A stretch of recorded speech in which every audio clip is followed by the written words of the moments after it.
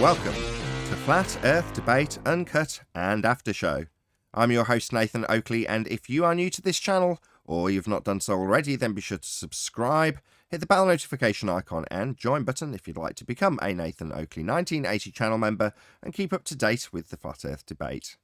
If you'd like to support the channel, there is a super chat that runs alongside each of these shows while they premiere, and there's also a PayPal, Patreon and crypto link in the info box below the video. Also below this video, you can get £50 for swapping your UK electricity supplier to Octopus Energy. Speaking of Patreons, I'm going to do a quick shout out to all of you who do support me on Patreon. So a massive shout out of thanks and appreciation to John Kays, D.L. Hill, Julian Jeremiah, Maxi Tyken, Michael Kahn, Patrick Gunnels, Banter, Will Brax, Mel B. Styles, Troy Shuker, Bose Nail, Samson, Maris, Hairy Blade, Mobile Mac 777, Neo the One, Lost Cat FE, Rob W, Open Minded, Respound, Del West Watson, Mike, Muted, Dick Earth Skeptic, Maria Neelands, Unbelievable Productions, Blue Ridge Ranger, Rob H, The Real Gabster, Windrider, Liam Nedrick Jr., Abraham Mohammed, Naibai, Adrian Quintana, Skeptic 936, Life is Short, Fireball X, theflatearthchannel.com, Texas Mike, Edwin Johnson, and David Wayne Foster. So another massive thank you to all of you for supporting me on Patreon. Now I'll raise the mic on whoever is in Discord and Google so you can enjoy their conversation while I set up for today's live show. So pleasing. Good afternoon, Nathan. And you can tell they don't like it either, that's for sure. Morning, Nathan. Morning.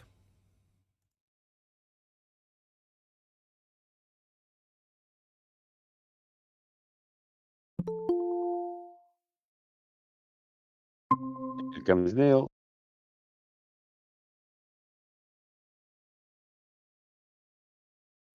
I don't know what's going on my phone today.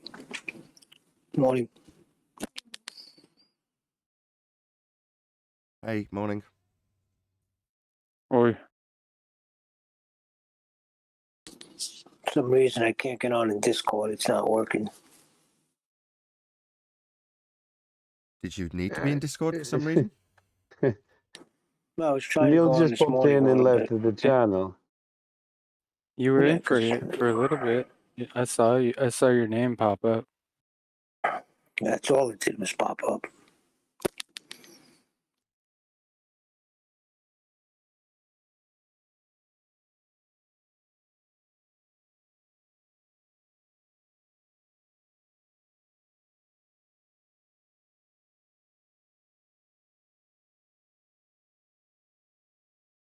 Do I need to hustle a load of you off mute in Discord, or has that already been sorted?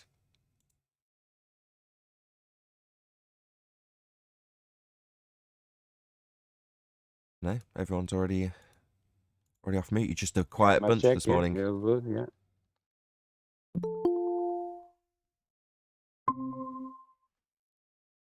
I knew that was 10. I know his beep when he comes in. Yeah. What How about are it? you?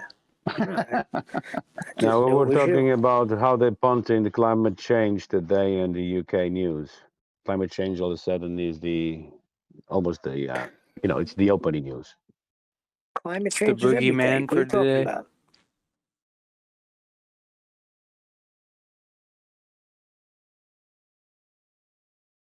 Well, they've got the masses all figured out and brainwashed, so start punting it again.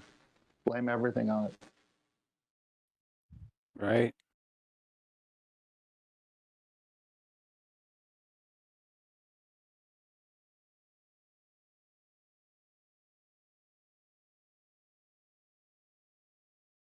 It'd be really handy if you were all chatting, so I could level you up. I got a question. What's one of the most annoying heliocentric phrases? I'll tell you mine because I've been hearing it a lot lately, especially in sports. Oh, that guy's one of the greatest quarterback on the planet. You mean on the Driving me field? nuts. On the field? No, that's ain't on the planet. He's the best quarterback on the planet. The best lawyer on the planet. Nathan Oakley's got the best flat earth debate on the planet. Well, they also Yeah, we don't say- live on the planet though. Yeah, but they got to keep saying it. Listen, if you listen, that's all you hear is heliocentric rhetoric, phrases, things like that. I hate the word globally. That's another one. They say it's science. At the same time, they're saying science doesn't prove things. So it's settled. It's science. And then they go and say, well, science doesn't prove things when it's inconvenient truth.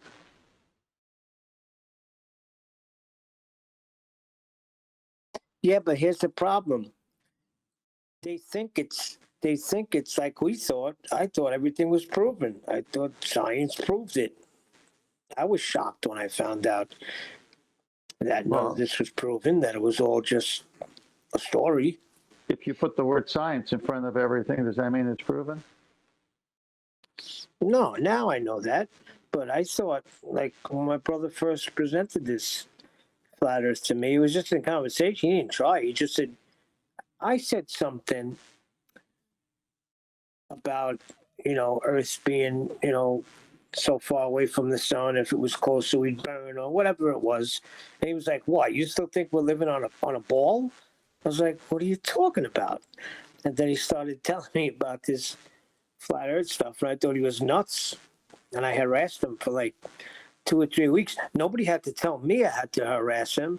Nobody told me to bring up all these things. It was just ingrained in me. I threw everything at him. Yeah. Everything that we hear. So that's kind of weird, though. And that's what you get. So the lie was dug in so deep, or the deception, that you defend it, not knowing anything at all. You're going to defend it.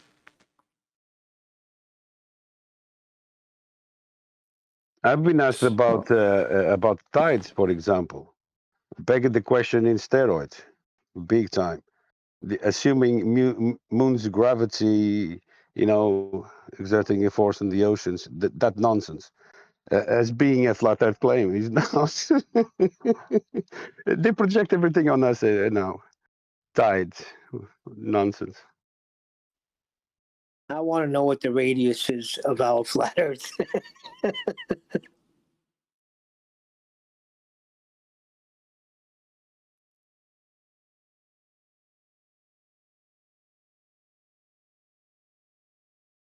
I don't know. It's just so weird to me that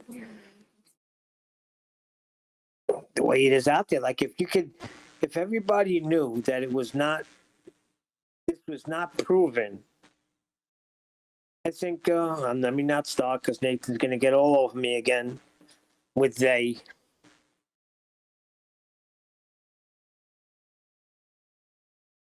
Not at all. What are you talking about? I think people have a different outlook if they knew that this was not backed by anything. It's just an idea. It's just a model. Well, why would Nathan have anything against that? Well, because my hope for humanity. Well, why would Nathan have anything against the hope for humanity?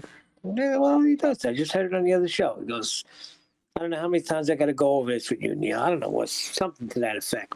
If people's eyes were opened up to the fact that this was not backed by anything, that's just not true, the things that they say, it's just an idea, I think there would be a big difference. Well, the difference between how Nathan looks at it, in my opinion, is that once he educates them the best he can, he leaves them up to their own responsibility to act rather than. That's what I mean. Well, then there's no difference. Yeah, I was hearing all the, all the whatever flat earth stuff was out there in the beginning. Let's say 2016. And then when I stumbled across Nathan's show through the boss, David Weiss, that's when I really started understanding it, the way they broke it down, QE and Nathan. I really started to get it. So people just don't know. So what you got is better arguments and well-formed words. No, That better you- understanding. Let me finish, Neil. You've graduated to a better way to talk about it than the 2015, 2016. Like yesterday, the water cooler talk. All of a sudden, you ask questions. Can you have gas pressure without containment? What is gravity? Define it. You go through all the housekeeping questions, and people, well, that's what I was taught in school. Well, that's what I grew up learning. Are you saying that's a lie, 10th man? Like, well, have you investigated it? No, it's just, why would they lie? It's the song, right? So the whole point is, why wouldn't they lie? If they want to control you, they're going to lie.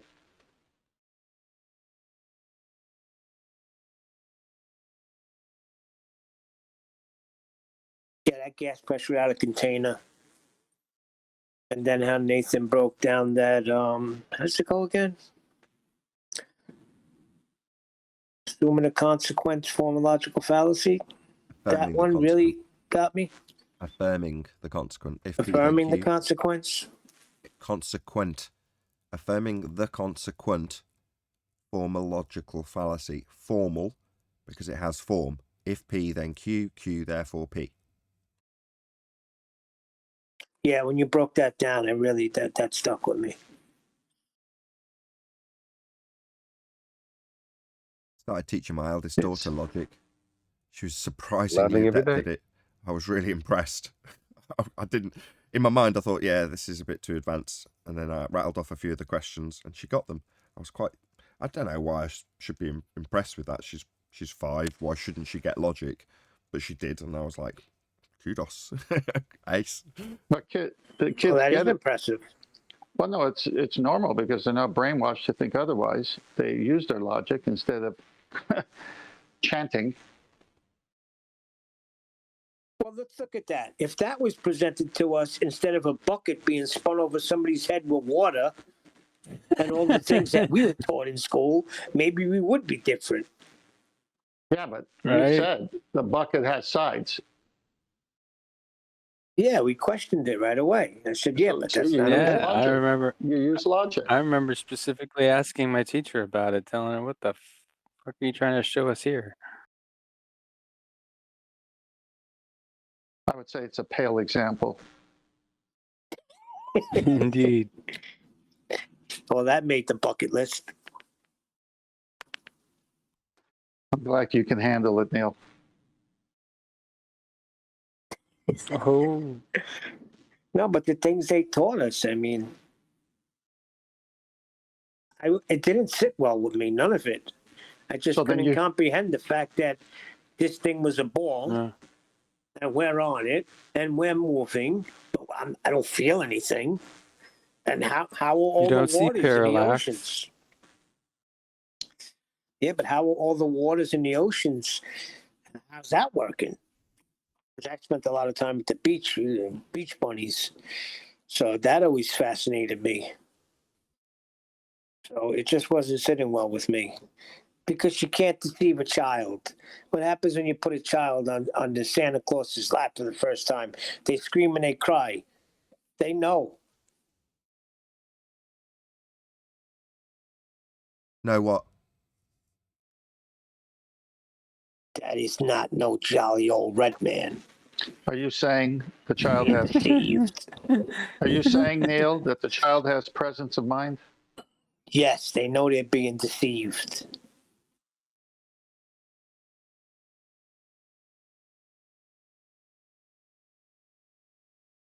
They teach you, don't go to anybody that's trying to lure you in with candy, but the same parents are going to stick you on a stranger's lap to get toys. You believe in the Paleo Hebrew theory as well? The hell is that? I don't know what it is. It's something I think Dave, what's his name? Dave Murphy brought up about people that ba ba ga ga la la sound that kids make, babies make, is very similar to Paleo Hebrew. He seems to think that we're born Come on. born He's a little speaking off. Paleo Hebrew. Neil! Go ahead, Ryan.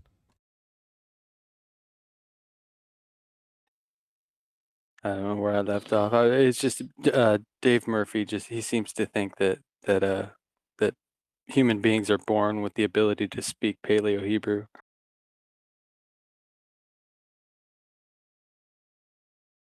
My opinion, he's a perfect example, that guy, of taking flat Earth and then just going to the extreme.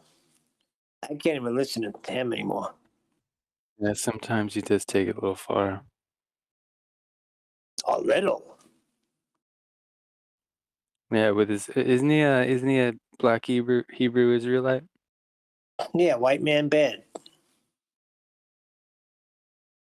That is not true. If that's the case, I don't know. I know Dave, but I don't know him well enough to rattle off what faith he has. If that's a faith, I don't even know what it is.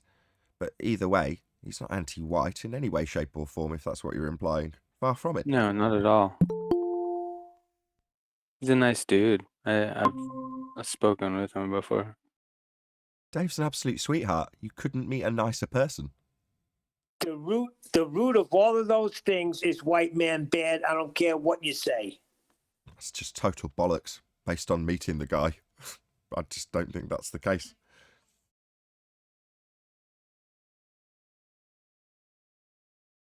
Or let's put it because another way. you're half black. Let's put it another way. In all seriousness, if there's something that Dave has researched, you know, the whole out of Africa thing he was telling me about, he was telling me about his research. He wasn't telling it me in a way that was sort of saying, this is now my lifestyle choice, and he just explained his research. So even if something that he was researching was, as you put it, white man bad, that wouldn't necessarily mean that because he's researching it or regurgitating some of the information he's researched, that is necessarily his viewpoint. Just research. He's a very good researcher. So whenever I've discussed anything with Dave, I've always got the impression that any little angle I can ask him about the subject, he'll cover. Oh, I'm glad Adam's here. Adam can back me up on this. We're talking about Dave Murphy. Adam, can you hear us? Earth to Adam. Yeah, he was a big part of my coming to Flat Earth. That interview he did with that one gentleman with the long hair. The I old love guy. that one. That one was I'm great. sure you guys have seen. You hear us, Adam? Yeah, here. Same.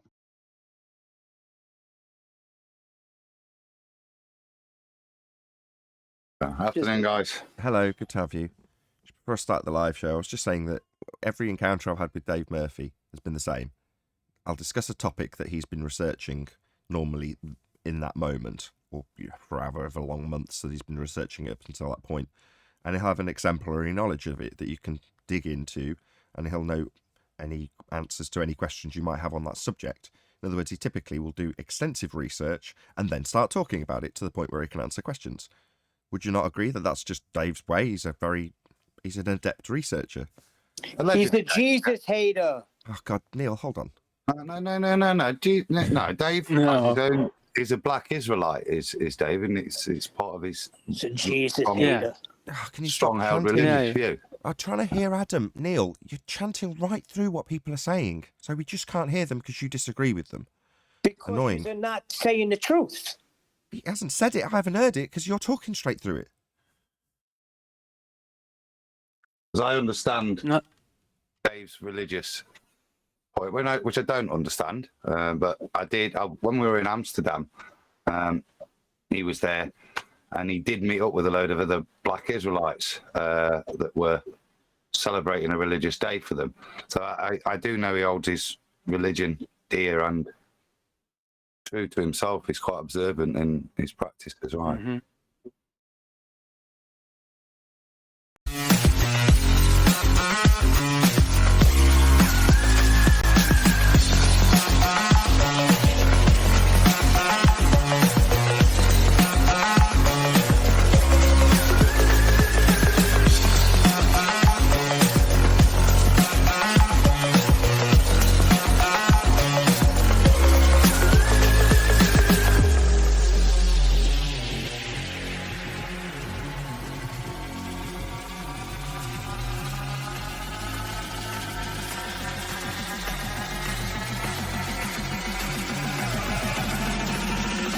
Welcome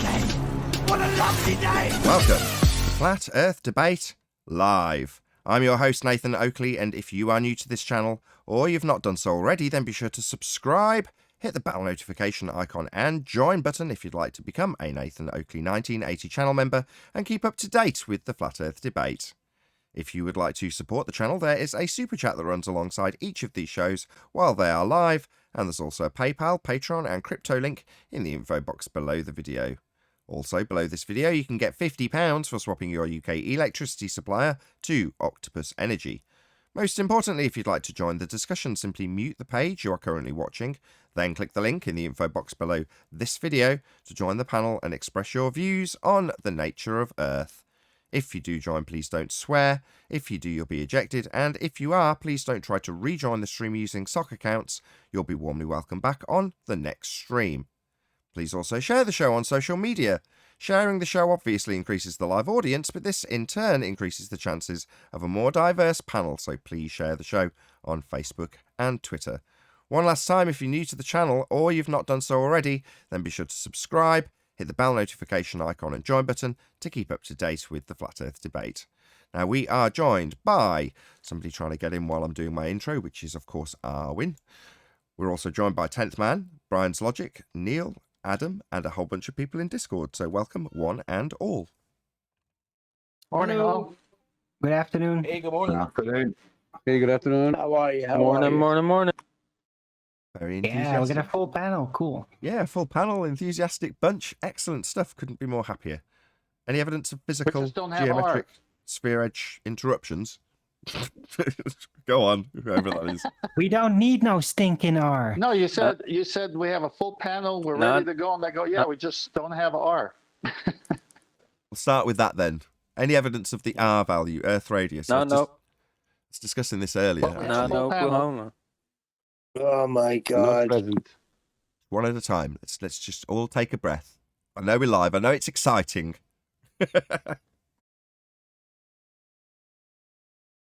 No R, but we do have a full panel. You can Anybody always sniff? have it in the math. 10th yeah. man stolen R. It only exists in the maths R, and that's correct. Anybody else got a sniff of R? Anybody at all? It's unaccounted for. Didn't turn up today. Maybe David Murphy knows what R is. He knows everything else. What's it with you and Dave Murphy? You- We'll come back to that later. So Nothing. a chap got in touch with me, as is frequently the case, and said, "Did you want to debate from a big New Zealand show, etc., etc.?" And I was like, "Yeah, whatever." So the guy gets back in touch with me and says, "I've lined up Conspiracy Cats. He's very keen." And I got back in touch with him with a video link to one of Conspiracy Cats' videos, where right at the beginning of the video, he's got a comment of mine up saying, "Any evidence of R?" And then he goes on later in the video to detail from me the request months ago, I might add, maybe even years ago, for evidence that a transit of the moon in what we call the new moon phase is actually evident and capable of being shown. Now, in the edit from Conspiracy Cats, it's being juxtaposed with eclipses, precisely as Brian's recently been doing. It just brought a smile to my face. It was the first video I came across when I typed in my own name, did a search, and immediately came up with all the anti-flat earth people like cats. That's how I found his video, by the way, typing in my name and finding him. That's what happens when you search for somebody who's on the flat earth side. You will find your opponent's videos, nevertheless. So I took that link, posted it to him, and was like, I don't really see the point in discussing this with this person. I've already covered what I need to cover with him. He hasn't got evidence of R. Therefore, every single claim he makes fails. Now, as much as it might seem interesting, to me it's very dull for the conversation to go as follows. Do you have evidence of R, cats? And then there's only two answers. No, the truth, or yes, and then he can rehash an old claim that we've already debunked. There's nothing new that we have come across in terms of this debunk of our refutation of R. So, there's nothing to do with people like cats anymore, as far as I'm concerned, unless they can provide evidence of R, which is precisely what I said to this dude. I'm like, unless you want a really short show, me asking for R, and then maybe a lie or a rehash of an old argument that's already been debunked, or no, I haven't got R, therefore all claims for the globe fail. So that's where we're at in terms of debating old anti-flat earthers that have already had all of their claims put to bed when we debunked R with the black swan. So there we go. Watch this space. If there's new R evidence coming our way from cats, I'll let you know. I might appear on some New Zealand podcast that's apparently very popular, debating cats with his R evidence. If not, which I doubt highly, then probably not. It might be somebody else. We'll see if somebody fresh with some new globe evidence will live in hope. Any more on R?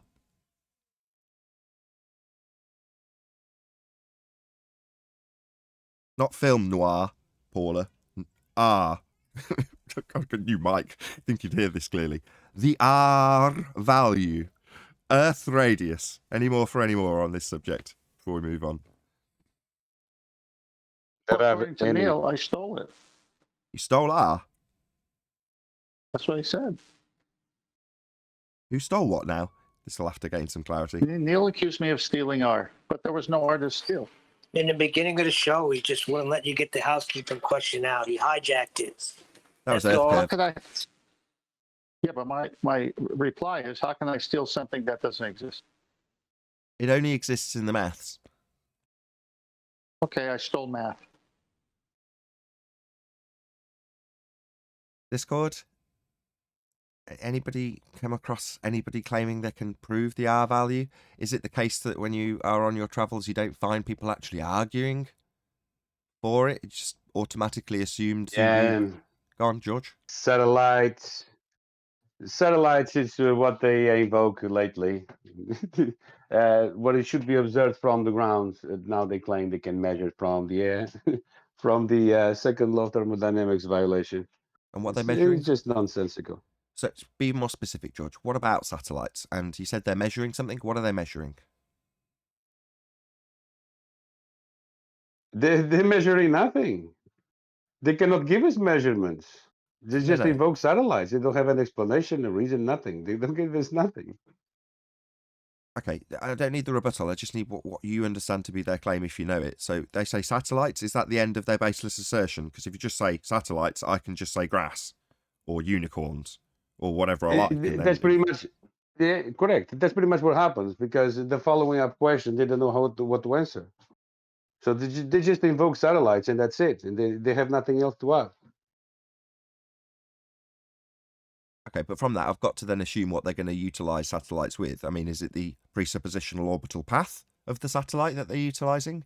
Is it claimed photographic evidence from a second law thermodynamics violation of a horizon claimed to be Earth curve edge obstruction? I'll have to guess in terms of what they'll use the quote-unquote satellites for in terms of a globe proof, because just saying satellites and presupposing that they're falling around a sphere Earth in presuppositional orbit, that's not really anything other than a presuppositional orbit begging the question of a sphere Earth. Yeah, that's correct. They invoke GPS. That's their invocation. A Brian broke down geographic GPS. position. A geographic position on the ground. They point to the sky. My car told me, I was sat at the lights today, and on the dashboard it said connected to 7 satellites. What, you're lying, git car?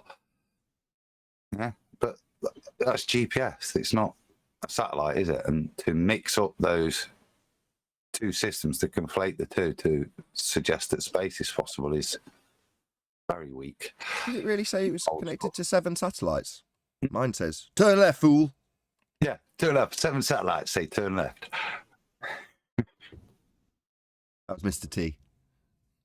First of all, I had an idea about that GPS, that they should have voices like Tony Montana or even Mr. T. If you make a wrong turn, you get yelled at by Tony Montana instead of that stupid voice they give you. You can on a TomTom. You can have it as Yoda. Turn left, you will. No way. Don't make a wrong move, Buckaroo. Yeah, of course. Anyway, Turn left. let's not promote TomTom. This is not a sponsored show. However, if you're listening, TomTom, wink, wink. We talk about satellites. We'll be debunking the technology. But I'm sure that if you actually dug into what TomTom claimed, they wouldn't actually give you any false narratives. They'd say, yeah, most of it's done by ground-based communications triangulation with these towers. They wouldn't hide that. Or maybe they would, I don't know. Maybe TomTom's Hey, evil. Nathan, maybe you could rephrase the question. It might wake up some people. Any just ask- evidence to Earth curve? I just introduced Brian. You there, Brian? Hey, Nathan. Right, there's I was just. I'll just Go on, summarise sorry. the question and then I'll let you go free. So there's an assertion that we've got global positioning system by way of presuppositional orbital satellites around a sphere Earth.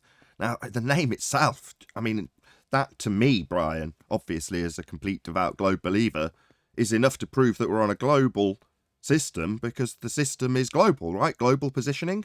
So, I mean, I think case closed, globe proven, global positioning system. What would you say to that, Brian? I would say that the original the more correct name for that would be a geodetic positioning system, and that the GPS system uses 3D Cartesian coordinates, and it references tangent planes only. So it's always referencing tangent planes. So you're going from one tangent plane to the next tangent plane to the next tangent plane. What it does is it takes the zeniths to the center of each tangent plane, and it mathematically pre-assumes that they're going to the center of an oblate spheroid with an average radius of 3959 miles. And then after you've gone, what you do is what you get on your Garmin or your TomTom or whatever, or your phone, whatever, because people think people get GPS signals to phone, they don't. But it's the same thing they do because they're getting basically the same thing. You get your latitude and your longitude and your height above ellipsoid. And height above ellipsoid is begging the question of a globe Earth. But none of that happens until after they've referenced everything completely flat. That's GPS. They're referencing everything flat. So locally flat then. Well, let's break down some of those terms, Arwin. So I heard zenith, I heard Cartesian, I heard tangent plane. I had a lot of things that I don't really understand. So let's start with zenith. What are you talking about? What's a zenith? Zenith is your direct, is the position you are in, direct position above your head.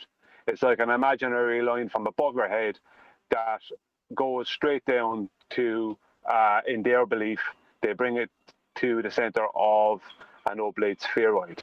But all your zenith is directly above your head. That's what your zenith is. A vertical line straight up from your head, straight up into the sky. So a zenith is me imagining a plumb bob that comes directly above me and through me, down through the ground. So it's basically just a straight line that drops through me from above me. That's a zenith. Now, okay, I've got that. That's great. You also then said that zenith is assumed to be pointing towards the centre of a presupposed spherical Earth. So we've got a plumb bob that's above us, and we're going to assume that plumb bob is, depending on where you are geographically, actually pointing at an angle. If you've got a North Pole centric vision of the world on a sphere, that's actually pointing at an angle towards the centre of a presupposed spherical Earth, did you say? Did I hear you correctly? Yeah, well, it's not really pointing at an angle. All plumb bobs are always parallel. But if you pre-assume that the plumb bob, the line of the plumb bob is going to the center of an oblate spheroid Earth with an average radius of 3,959 miles, then you will have, mathematically, diverging zeniths or diverging plumb bobs. Perfect. So I also heard you mention Cartesian coordinates, so presumably they're the ones that work with this obviously non-parallel plumb lines when describing zeniths at different positions. So therefore Cartesian does that, right? No, Cartesian works Hold on. with Stop. parallel. Hold on. Do you mean no? You've just explained that that the globe believers who are talking about global positioning systems assume a zenith. I've got that. It's a plumb bob going through my head to the centre of a presupposed spherical Earth. Got you. So therefore we've got no longer parallel plumb lines. But you're saying that the mapping system doesn't do that. I'm very confused, Brian. There's a bit of a disconnect here. Can you explain that to me? Yes, the coordinate system don't do that. What a Cartesian coordinate system is a box, basically, and it uses verticals, which would be zeniths, and horizontals. So it doesn't use, and a box has 24 right angles, 24 perpendiculars. So you don't, and basically when you're going from what they call a tangent plane to another tangent plane and whatever, the GPS is always only referencing tangent planes. So it's using and GPS is three-dimensional. So it's referencing a three-dimensional box. You're going from one three-dimensional box to another three-dimensional box to another three-dimensional box all the time, and that's how it's referenced. And all the zeniths, where you can also call plums, will be parallel to each other. Okay, so But they map- correct me if I'm wrong Go then. on. So this GPS positioning system is using Cartesian coordinates that essentially line up a load of blocks that are all using XYZ axes to give you position in elevation versus a flat plane. Therefore, your first description of a presupposition of a zenith going to the centre of a presupposed spherical Earth is immediately negated by the actual plotting of your position on a flat plane. Okay, I think I'm there, so that's where the disconnect lies. These two things don't actually work together. Then you mentioned something called tangent planes. Now, tangent, I understand that. So what's a tangent plane? The plane bit you've already explained. The bottom line of the boxes that all link up in coordinates that are using Cartesian are the plane bit. I got that. Where's the tangent bit coming in? I don't understand that bit. What that is an imaginary line that touches a circle at one point, but the tangent plane touches the circle at the center. So basically, a flat plane that touches a circle or a line that touches a circle in the center of the line. And in 2D and 3D space, the line would be a flat horizontal plane, and the circle would be a globe shape.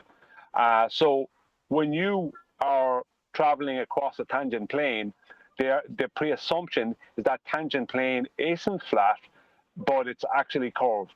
But they can't use any kind of coordinate systems that will reference a curve, because in reality, everything is flat. So you're always going from one tangent plane to the next tangent plane, to the next tangent plane, to the next tangent plane, etc., etc.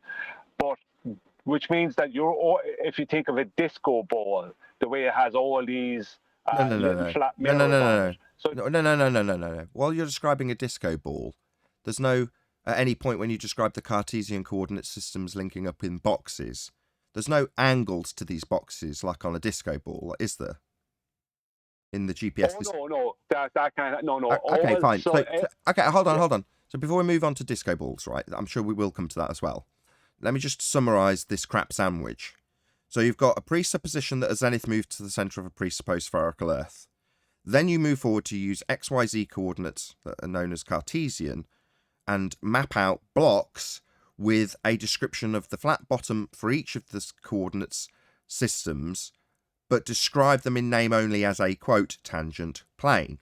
Now, the plane bit is the bit that's actually being used by the GPS system for the navigation, and the tangent bit is just the other half of the bread. It's the other side of the crap sandwich. It's the assumption on the other side, which is to say, I'm going to assume a sphere after the fact, after assuming a zenith goes to the presupposed spherical Earth, then using a system that doesn't reference anything to do with a curved surface on the bottom, it's actually just XYZ. And then after I've done that, I will then beg the question that the tangent plane bit makes the flat surface I've just actually navigated actually on a sphere when I haven't actually done any measurements that are spherical in any way, shape or form. So it's all flat, surrounded by a assumption of a zenith that's towards the centre of a presupposed spherical Earth, and an assumption on the other side that what is actually a flat plane has a tangent to it because it's on a sphere. But no measurements are done in that regard. Is that correct so far? Yes, that's pretty much correct, yes. So GPS is actually flat then? Yeah, because it has to reference reality, and reality is distances in horizontal and elevations in verticals. Reality is the baseline is a flat plane with elevations above and below that flat plane. Surely, when you've got these systems that things like Google Earth have been based on, in terms of their mapping of the world that's beneath our feet, that is actually claimed to be spherical, though, and that was my understanding from my upbringing and everyone else here's upbringing. So therefore, if what you're saying is true, when they're building cityscapes, block by block by block, they would necessitate an assumption that they're curving away whilst actually building on them flat. But that would mean that if you drew out elevation profiles in things like Google Earth, there'd be no drop. And there must be, right? There is actually going to be an 8 inches per mile squared drop in every direction if you actually showed the measurements of the train, would there not? Even though it's mapped in Cartesian with tangent planes, obviously, although locally they're mapping it out as a flat tangent plane, you've got your disco ball. Do you want to launch back into where you left off and I cut you off, Brian? Sorry about this. Well, just to give a little bit, just before we leave the Google Earth thing, Google Earth also use what they call tile coordinates, which are also X, Y, Z. So Google Earth are basically using the same system as GPS and aerospace and everything, militaries. For instance, you also have ordnate survey maps, which are always in Cartesian, but they're normally 2D if they're in paper, obviously. So, like with Google Earth, what you actually get is you always get referenced reality, which will always be it's a horizontal plane with elevations. But what they'll do is in the distance, they'll over exaggerate the angular size change of objects. So they're not objects in the distance in Google Earth aren't even supposed to be going below a geometric horizon. What they do is they just over exaggerate the angular size change.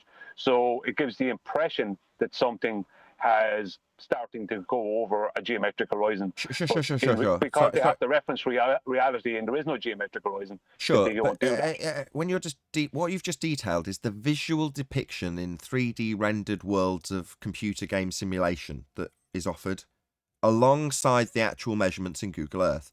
Now, I had this discussion yesterday, coincidentally, with Sleeping Warrior, and he was showing and describing what Google Earth shows visually. And I was like, I don't give a crap what they show visually. It's just a 3D rendering. And the mathematics for what they show as being measured are the things that are actually used professionally on a daily basis. People pay for that piece of software to use it to build stuff. Now, they're not using the visual representation of Google Earth. They're using the measurements, right? Now, from what I understand, they're also using XYZ, and therefore no drop in Google Earth. The bit that's going to be utilised for actual day-to-day experience and living and building and all those other good things that we experience in our daily lives, those are all referenced flat as well in Google Earth, regardless of the visual representation, which, no offence to you or Sleeping Warrior, I couldn't give a crap about. Oh, no, I understand. And just as you mentioned, I suppose I better go on to the topic of the disco ball. The disco ball is like an analogy of the world that they're trying to reference, which is a globe-shaped world with a load of flat pieces on it. Whereas in reality, that is not possible, as all Cartesian coordinate systems, whether it's 2-dimensional or 3-dimensional, must meet up at every corner, edge, and side. They have to meet, otherwise it doesn't work because it's a conjoined system. Sure, but you're only talking about the bread either side of the actual Cartesian XYZ. In other words, the assumption of a zenith to the centre of a presupposed spherical Earth, and I've forgotten the second assumption, the after-the-fact assumption you'll have to remind me of. What is it they do after the fact? Oh, tangent plane. They assume that the tangent bit means it's a sphere. Well, you're referencing that if the bits that were assumed to be the case, as opposed to the measurements that are utilised, were the case, then you end up with tangent planes stuck on a sphere, which would give you a disco ball effect. But that isn't anything to do with the actual measurements, like you have described. When you actually plot out what you're going to be moving along, you're only moving along XYZ coordinates. You've got elevation changes and a flat plane beneath you. Therefore, no drop, no Earth curve, and certainly no disco ball flat plane tangents that you actually build on and measure, with a vast severe angle at the edge of each of the tangent planes to make it spherical overall, neither of which apply and are only applicable to the assumptions and presuppositions that are sandwiched around the actual measurements in Cartesian. Correct? Yeah, exactly. I mean, basically, they start off with a zenith. This is what's known as the ECEF, which is called the Earth-centered, Earth-fixed system, And that came from the ITRF system, which is a geodetic surveying system, which is the ITRF stands for International Terrestrial Reference Reference Frame. And basically what they do is if you take a basketball with a load of pins and a load of square pieces of paper, and what you do is they put a pin to the center of the square piece of paper and then stick that pin into the basketball to make it appear like it's going to the center of the basketball. And then they do the next square piece of paper with pin and the next square piece of paper with pin, but it always starts with the pre-assumption that that pin is going to the center of the basketball. But if you want to line up all those pieces of paper, then you have to take all those pins out and make them parallel. Right, flat in other words. So just so we're summarising this for anybody who's new here. The Earth is obviously, observably, navigatably and measurably flat. That is how we negotiate the world we experience. Now, the fact that there is a heliocentric belief that we're on a sphere with the world falling away at 8 inches per mile squared is merely an assumption placed either side of the flat plane we actually dwell atop. It is merely a religious belief. There are no spherical measurements beyond assumptions in maths that cannot be measured because they rely on physicality to a sphere we are not standing on. The Earth is not spherical. The Earth is measured, negotiated, obviously and observably flat. Absolutely. Can I just ask a question? Feel free. Isn't it Greenwich the center, the zero reference point in the whole thing? Isn't that what it makes the England being the center of Earth in somehow in the rhetoric? That's just the prime meridian. Meaning, that's just the prime meridian. That's what you're talking about, right? no, I think that on the coordinate system, it's where it starts. It's where zero is. Zero latitude, zero longitude. So from there, it expands on a flat plane, all in squares with right angles. So not conforming to a sphere, obviously. Well, that is the zero. Zero meridian is like zero longitude, and it's a longitude then is plus to the east and negative to the west, I think. Completely arbitrary. So arbitrary. Martin Leaker and myself went to the Mapper Monday and had a look at their map from 500 odd years ago, and the prime meridian went through Jerusalem.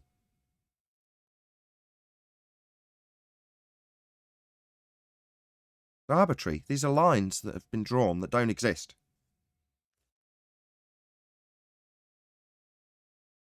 Same with the time, the date line, the international date line.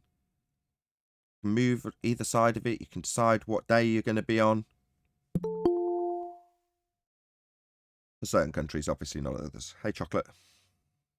Used to be the pyramids as well before they moved it to. Good morning, guys. That's correct. Yeah, it's been Giza as well. Yeah.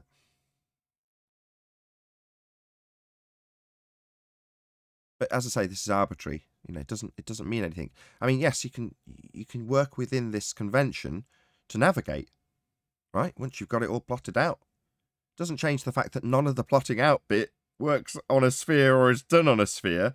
And they say, well, let's just assume we're working on a sphere. Then we'll measure it all out and plot it all flat. And then afterwards, we'll say that the flat bit's actually a spherical flat bit. That's the process.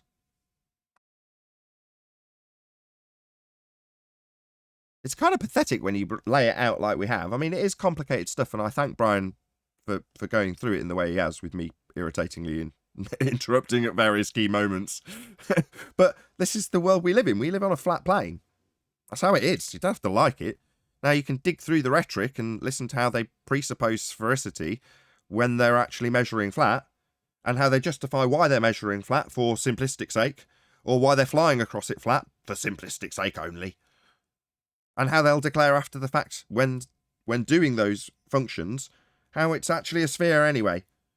Because you'll see it all the time, in any of the descriptions. Oh yeah, we measure all of our refractive values on a flat plane. Doesn't mean the Earth's actually flat though.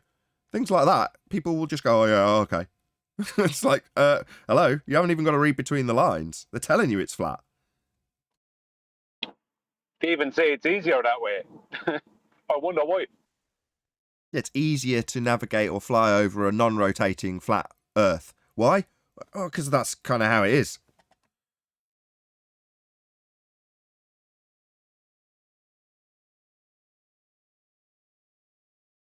So let's ask the first question. See if 10th interrupts it this time. Any evidence of a physical geometric sphere-edge horizon formerly known as Earth curvature?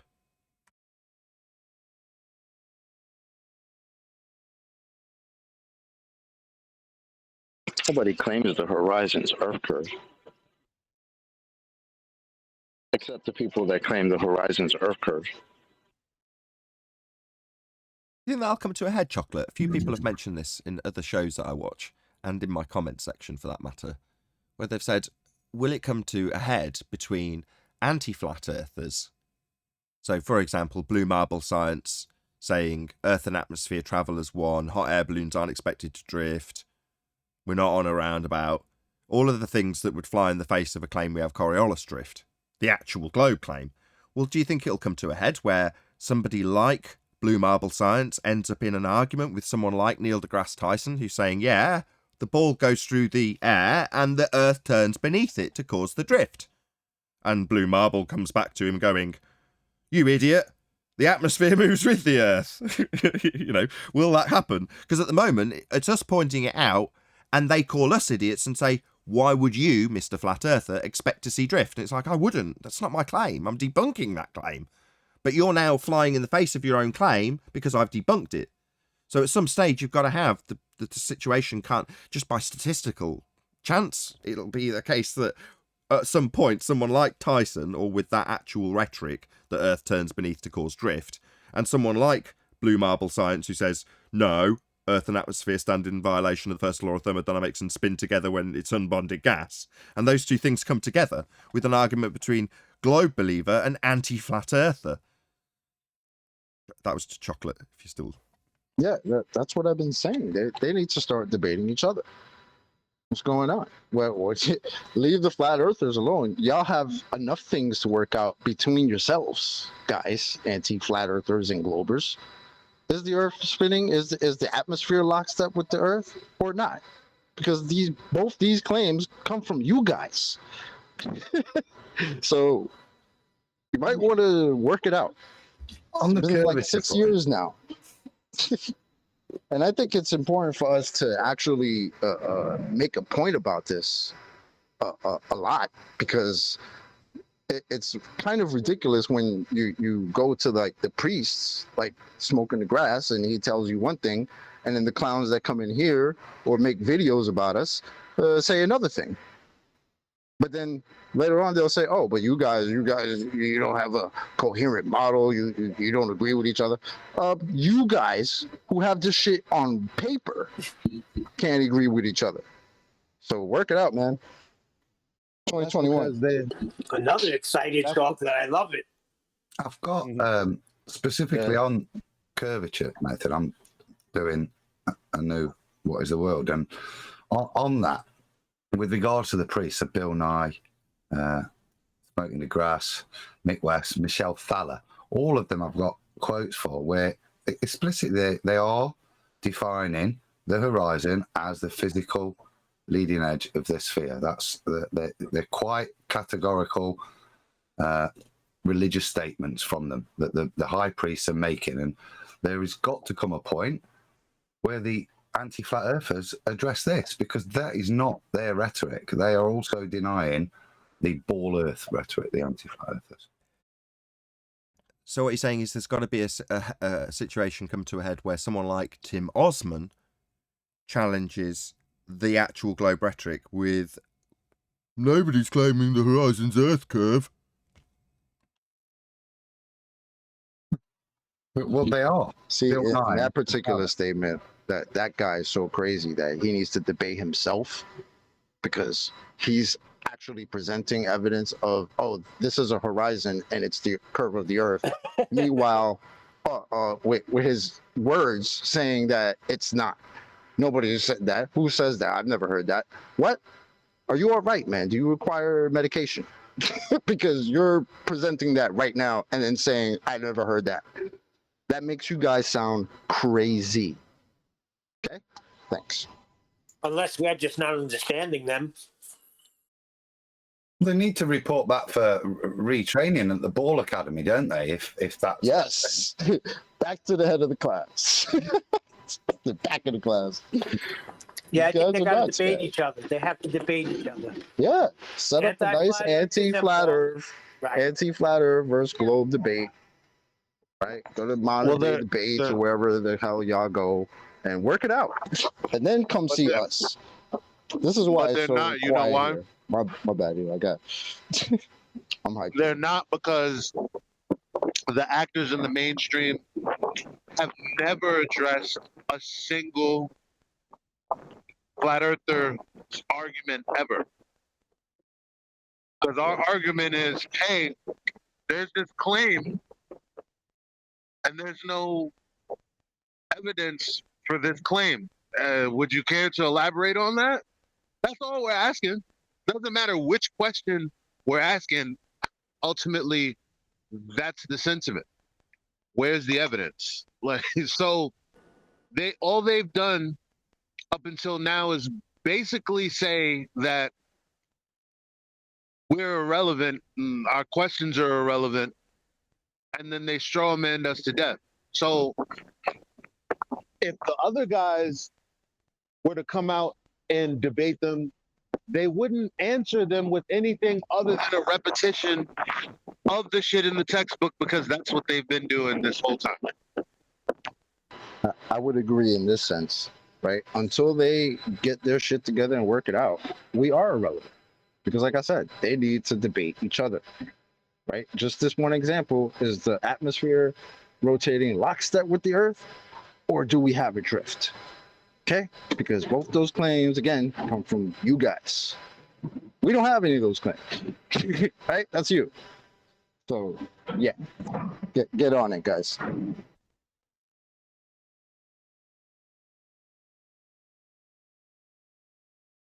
We're not kidding about this either. I mean, what I would offer, Chalk, is obviously they do need to work this out, these guys. And look, we'd quite happily sit there as an arbitrator, sit there as in the middle, chair a debate for them in a very neutral fashion. I'll get popcorn. Yeah, I'll enjoy the shit out of it. Get themselves to a proper consensus bit of science, and then we can work with that from them, can't we? See, there was a chance. We had a chance for that, right? When Fight the Tight Shirt had to sit down with Georgie Mooser, right? He had a shot, because how many times he told us gravity is a force, gravity is a force, gravity is a force. But then you sitting down with the man himself, the reason for the citation, right? You're sitting down with him. He tells you it's not a force, literally. And what do? Oh, yeah, it's not a force, yeah. Are you serious? What happened to all the times you told all the flat earthers before? It's not a force, or it is a force. It isn't a force. So now you're saying which one of you are priests? That's what it is, right? You can't disrespect your priests, right? You got to respect that, right? So when Georgie Musa tells you it's not a force, literally not a force, so you have to accept that. And then later on tell us, yeah, he said it's not a force, but what had happened was, nah, get the hell out of here. There's a wrap for this nonsense now. I'm done with it. Sorry, I had a lot of sugar in my coffee today. That's good. I like the passion. I mean, it's one thing to distinguish between a globe believer, that would be somebody who asserts Earth turns beneath to cause drift, called coriolis effect, and an anti-flat earther who says Earth travels with unbonded gas moving along in violation of the first law. You idiot, why would you, the flat earther, expect to see drift? Now, we can distinguish those two things now. So, these two things aren't mutually exclusive, so what are you going to do about that?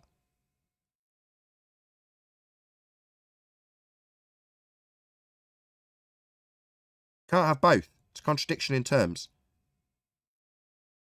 Exactly. I mean, they could keep going with their contradiction. That's fine. I mean, we could just, you know, when you start making videos about the flat earthers, you might want to start making about the globers, right? What are the videos about Neil deGrasse Tyson and how wrong he is, right? George Wooster and how wrong he is. Why don't you guys attack your priests? Well, there's that dude from what's that damn, what's his name? I forget, but oh, what is it? Sky something, and he went against Professor Dave.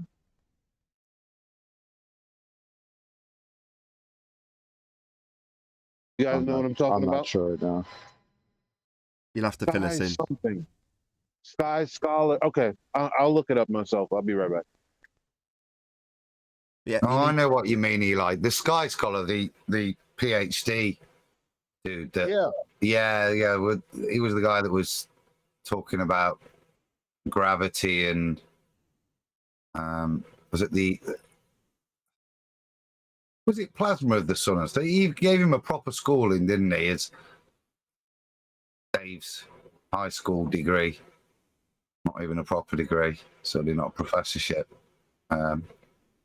He gave a proper schooling, showing him where his misunderstandings were. And again, you should have read your textbooks. They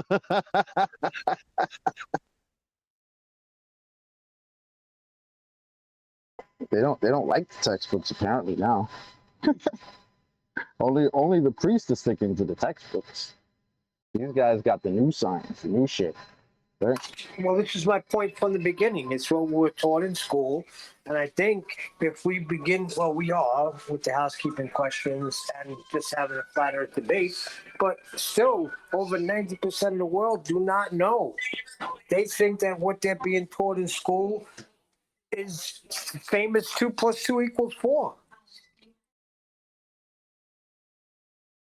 It is just math.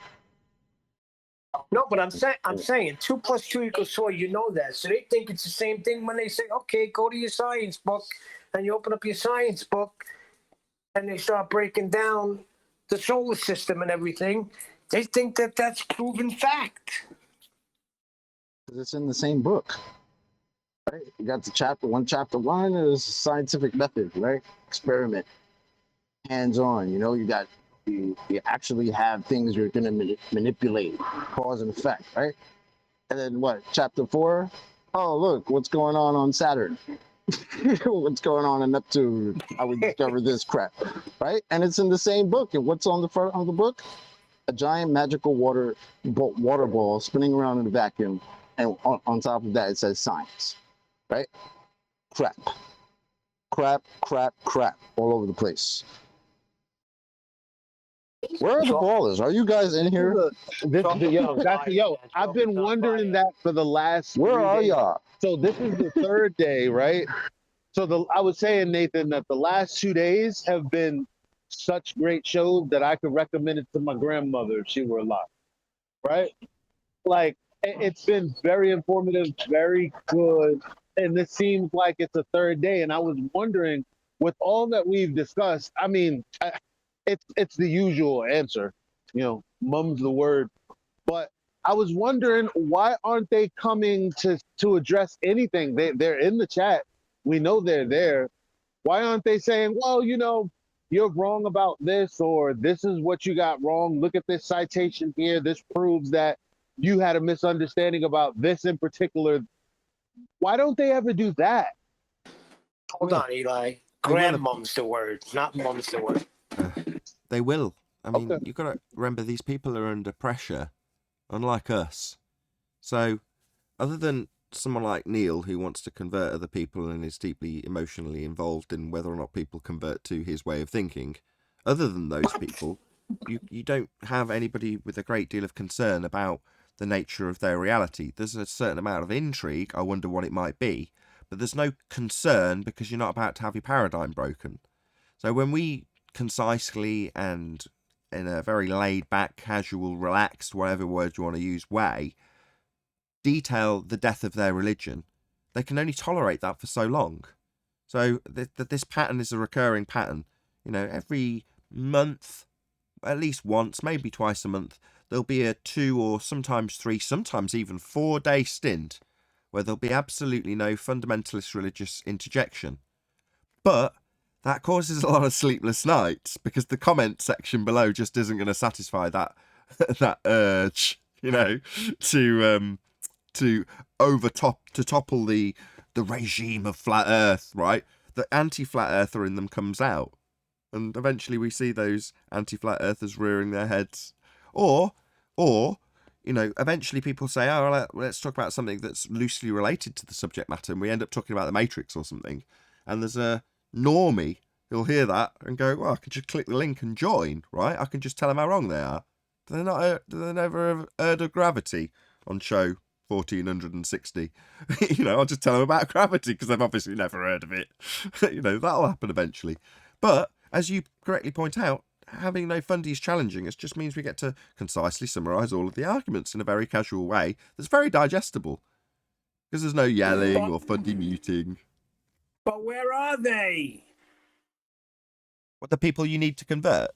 I don't care about them. Hold on. I don't need to convert anybody. I'm just saying they were taught wrong. They don't know that they were taught wrong. They think that they were taught right, that this is law, the law of gravity, the law of this, the law of that. They don't know. And it would be a difference if they did know. That's not everybody, right? Like people know that this topic is out there, right? So the only people that you're talking about are the anti-flat earthers that either on purpose don't want to see what's going on, or they don't have anything else to do and they're bored and they have to be adversarial. I don't really know exactly what their deal is, but you're never going to reach them.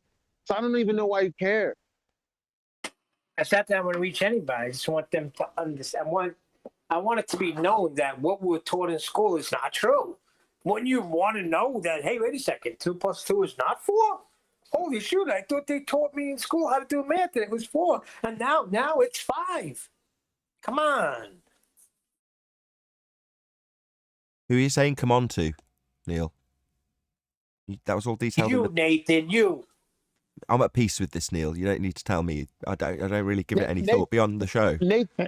Nathan, you open up your flat earth school right now. Yeah, that's what I said, beyond the show. That can save us all. Sure.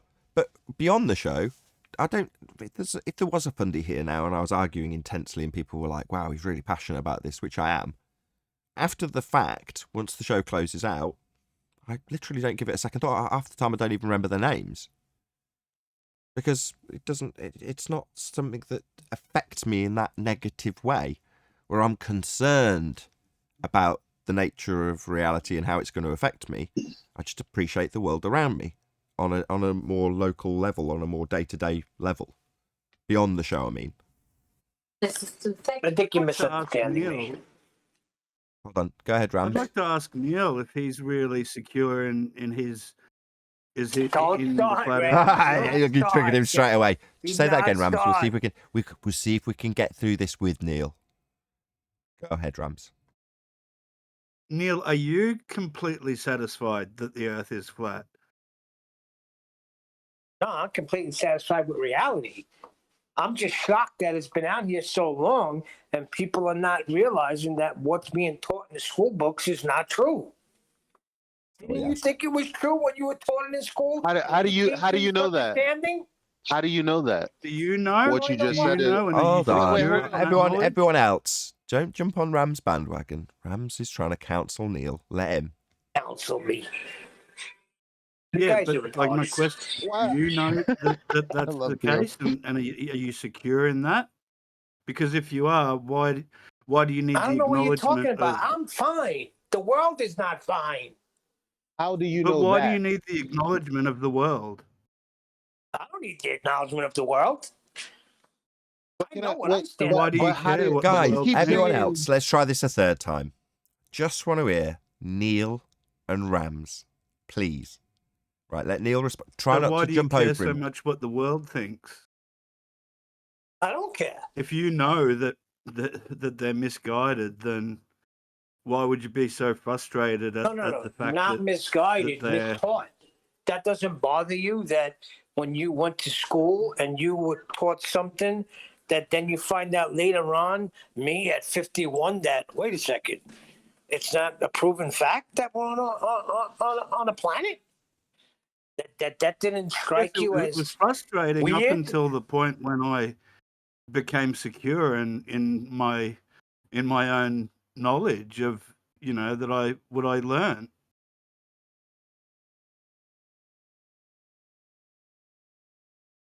I have no idea what you're talking about. This when you said the world is not a planet, yeah, and this isn't a dig. You are still in shock over this, Neil. You are still in disbelief No, over that's this. how I was when I first heard it. You're not listening. Not now. When it first came to my attention, I was in shock. Yeah, you're freaking right, I was. Yeah, Neil is waiting for the consensus. But Can I ask him again now? You're right. But to what ends? And we're trying to get it through to Neil and have been for about 3 weeks straight.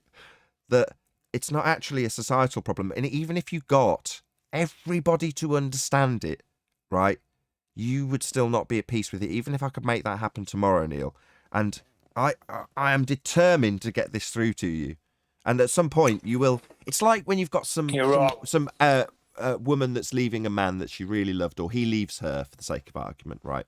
And they just can't look past that love that they had, the woman or the man, whoever you're counselling.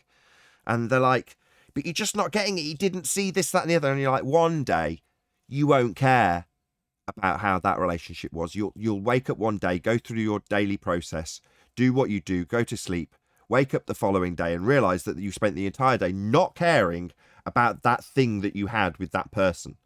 Now, for you, Neil, there will come a day when you won't care that, oh my God, it really isn't exactly what I was told and taught. Yeah, that day will come eventually, Neil. No, you're wrong. That's not what I'm saying. I'm fine. I'm going back to when I first heard it. Not now. That first came, when that was first presented to me, yes, it was a shock. And it took a couple of weeks. But when you can't find any evidence for anything that they were saying, and all the evidence goes to the other side, I mean, come on. Okay, well, I'd just like to say thank you for sharing that with you. I'll go next. My name's Nathan Oakley, and I'm a flataholic. It's been 3 weeks since I last called someone a muppet. Nathan, I got 3 slides, if you would. And Wait. I'm with Neil. Thank you, Brian. Before we move on, number one, I'd like to go back to a point that was previously made about 20 minutes ago. You said it was grandma. No, I said it was grandmother with a V, mother. But aside from that, you also keep saying, you also keep making saying, a pun. Yeah, I know. But you also keep saying that that everyone's not. You're the same as me. I don't know what you're talking about.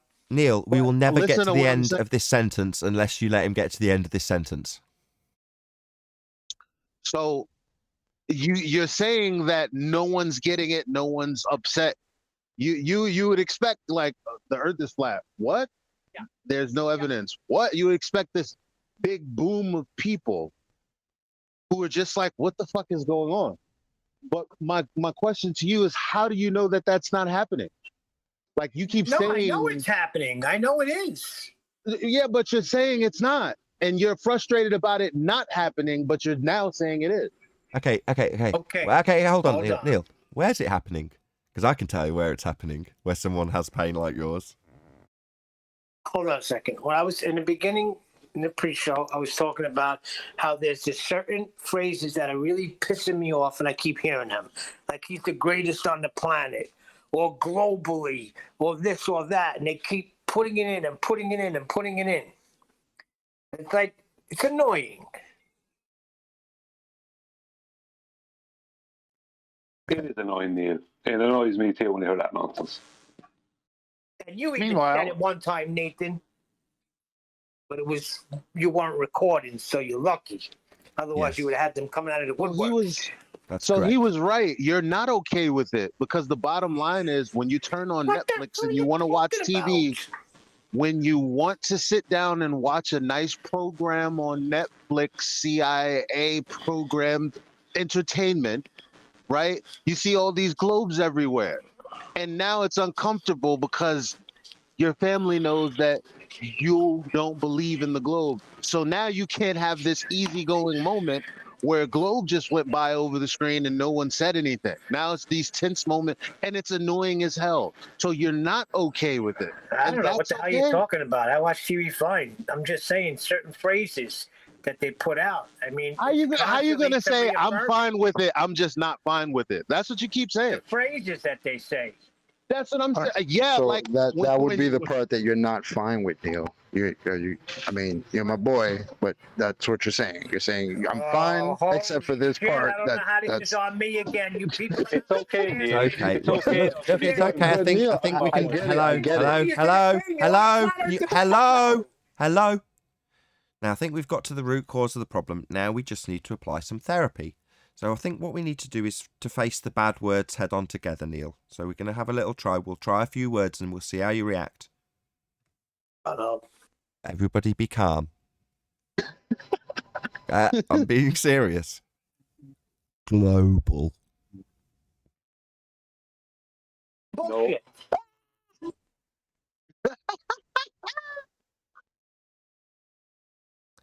We didn't through with the do Dr. too Phil well with that moment. one. Let's Can we get try some- another one.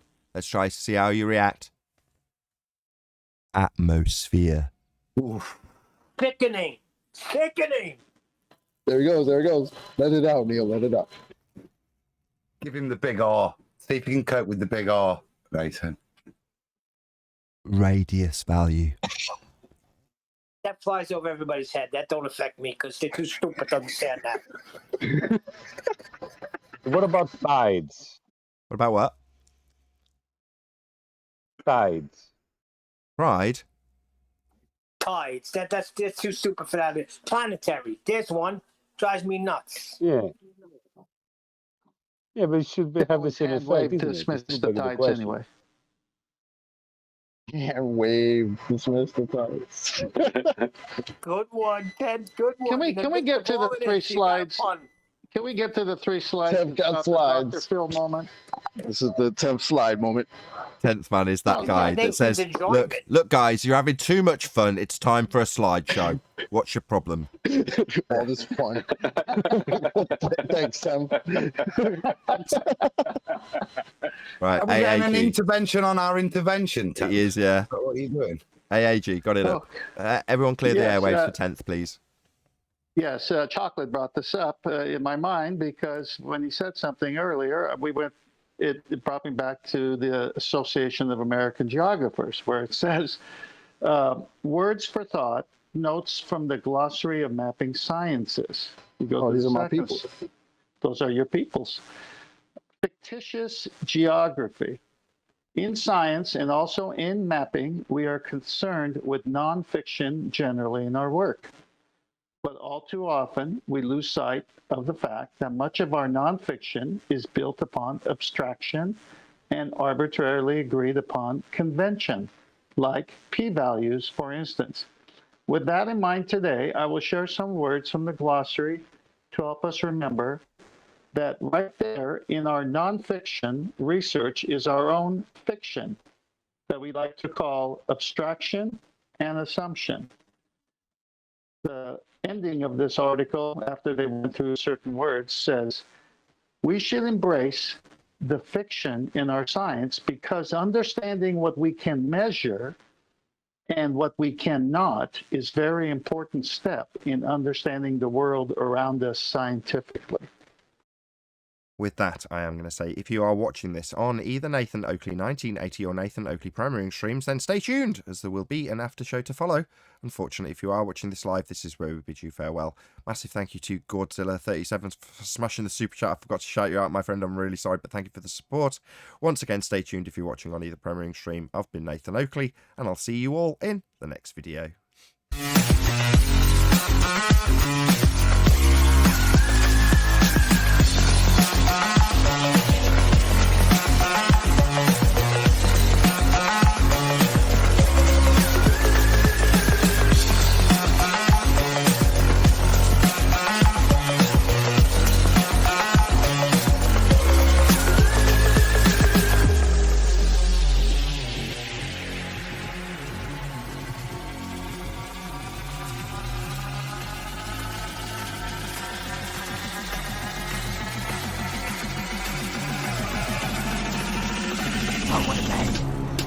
fucking name!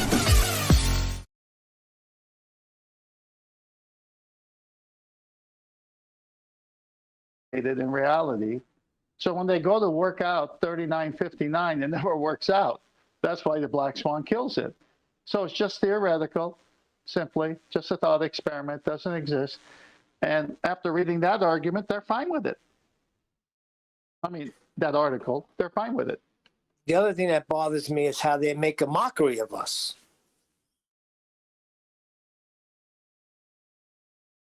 They mock us like we're stupid, we're dumb flat earthers.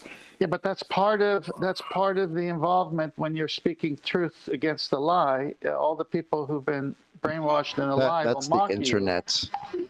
When they're in your face and they have no response to what you say, it's a completely different story, my friend.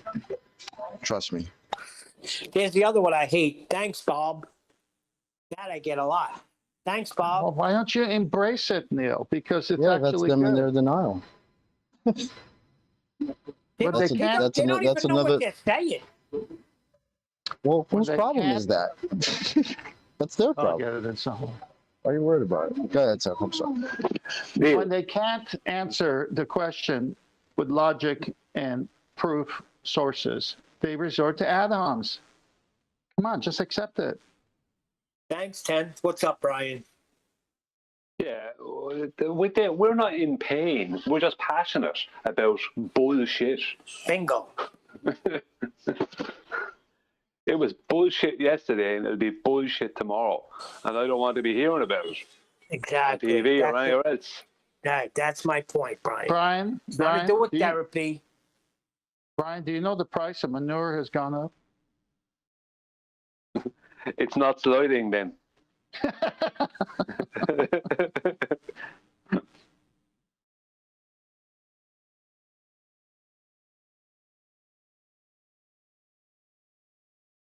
Anywho, it's about overtime for a baller or anti-flatter to roll in here with some nonsense. We're overdue. We don't need them. We're doing fine without them. The show is doing as good as it has done for a long time. Everyone's happy. Who needs them? What are they going to come in with? We got you, Neil. We don't need them. Yeah, but I like them getting smacked around a little bit. Verbally, that is. Berated by Nathan. There is no radius. It's theoretical. They have to work out some kind of math because of the 3959, and they say it only exists in the maths because it doesn't exist in reality. So the Earth has a radius of 3959, and we work it out. Oh, it's not where it's supposed to be. It's past its limitation, geometrically speaking. So, refraction. It's refraction. So they'll just jump on that bandwagon. Then you say, what is refraction? Then it's, well, then they lose there. They don't have any real world examples that are analogous, because what they will use is a coherent light source for an example when they're talking about incoherent light, which would be the scattering of light through the atmosphere. So they don't even have a practical demonstration of what they believe. What about rainbows? I don't know. You said you had something about rainbows. And then I said, well, I don't have anything really specific, other than like I've been saying that the antecedent for a rainbow, or what we call a rainbow, is a solid reflective or refractive surface and a light source. Can't do it without those two things. Yeah, the firmament, the dome.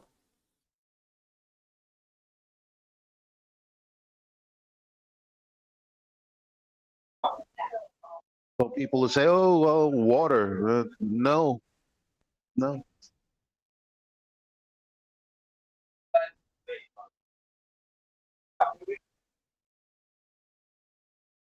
Well, I'll be happy. Here's what'll make Neil happy. When Neil sees Smoking a Grass Tyson having a debate with a real flat earther, someone that knows their stuff.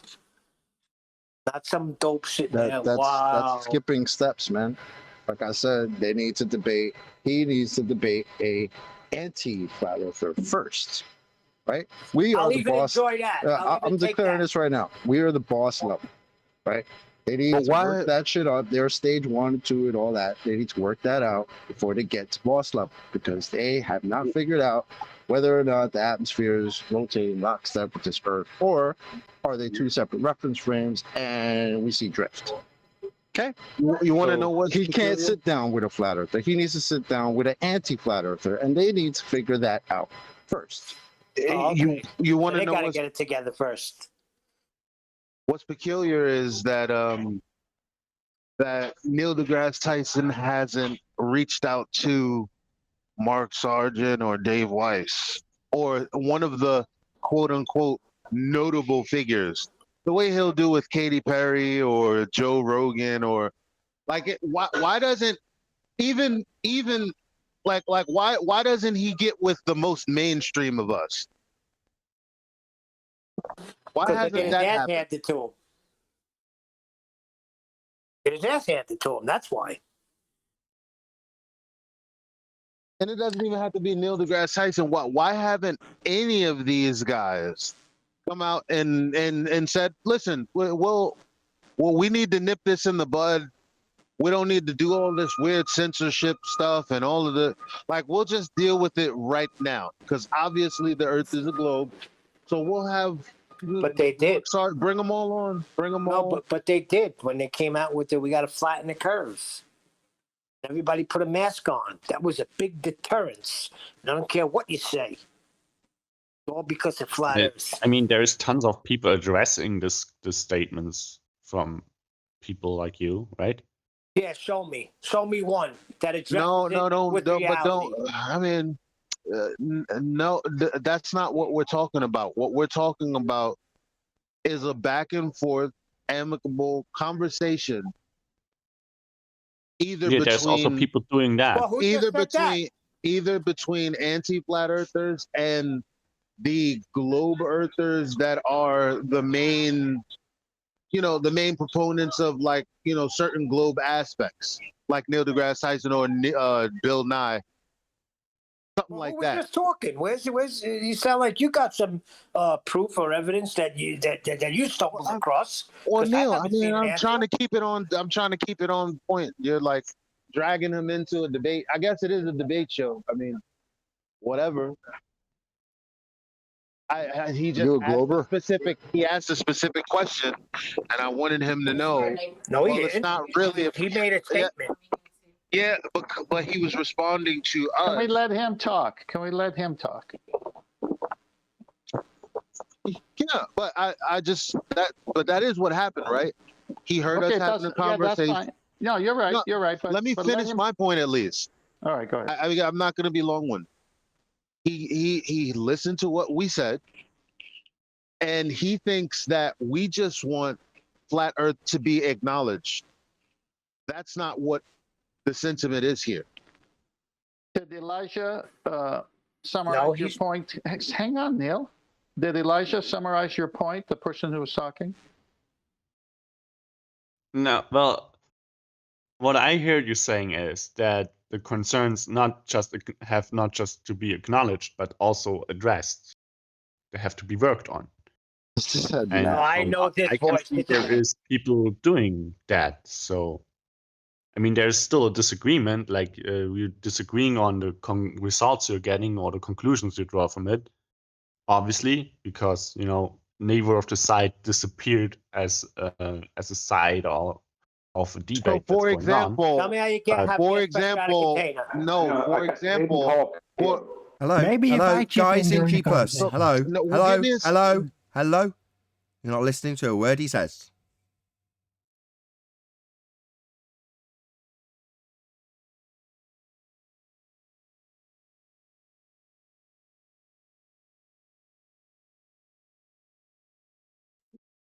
Tyson doesn't seem to agree that the atmosphere spins with the Earth. This is the kind of point that we would like addressed. Is there anything like that out there? You were cutting out for me most of the time, so. How I'll summarise. obvious. If Neil can shut up long enough, he's pointing out that there's a contradiction from what we have argued here and what the globe rhetoric states. The globe rhetoric states Earth turns beneath to cause a ball to seem to drift through a goal. The effect is induced by Earth turning underneath the ball. And that is a globe claim. We simultaneously have anti-flat earthers come here and tell us that Earth and atmosphere move as one when gas is unbonded. We can debunk that crap in a heartbeat, but that is what they claim. So those two things are mutually exclusive of one another. They cannot coexist. It would be a contradiction in terms to have them both coexist. And we're hoping that that can be addressed. That's what Elijah's asking. Mm-hmm. You understand both those statements have come from your side, right, Master? Or really, how do you have gas pressure out of container in the first place, Admasto?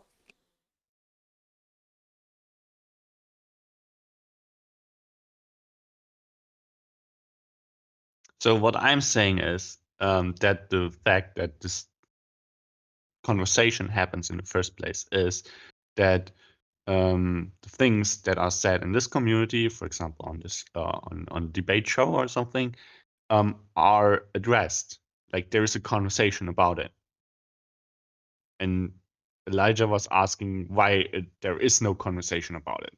Well, I kind of disagree on the position that there is no conversation about this. Okay.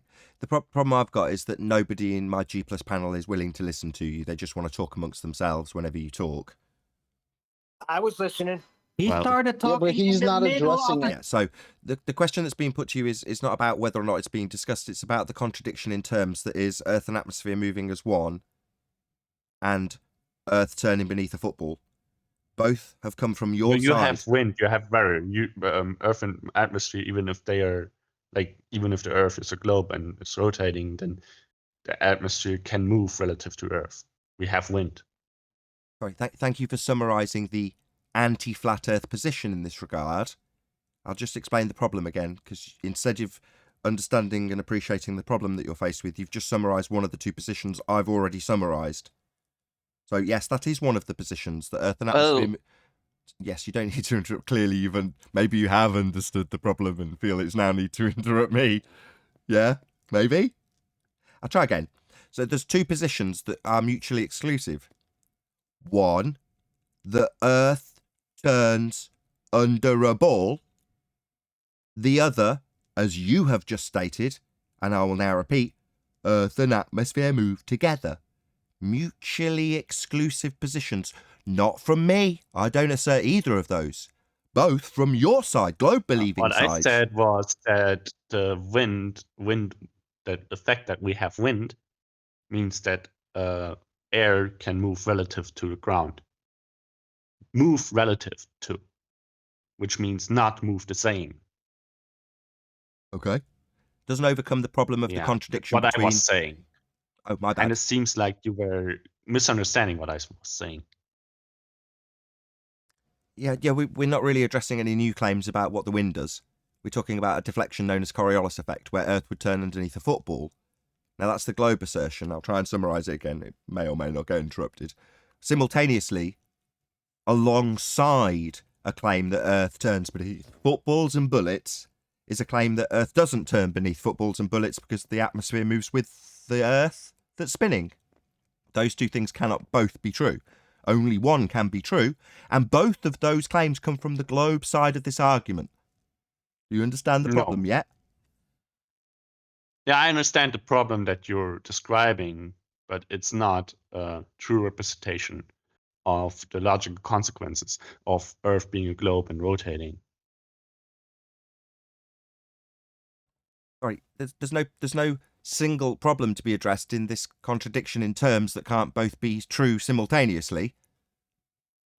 Again, Nathan, what I'm saying is that the statements, the collection of the set of statements that you've now correctly identified to be contradictory to each other, right?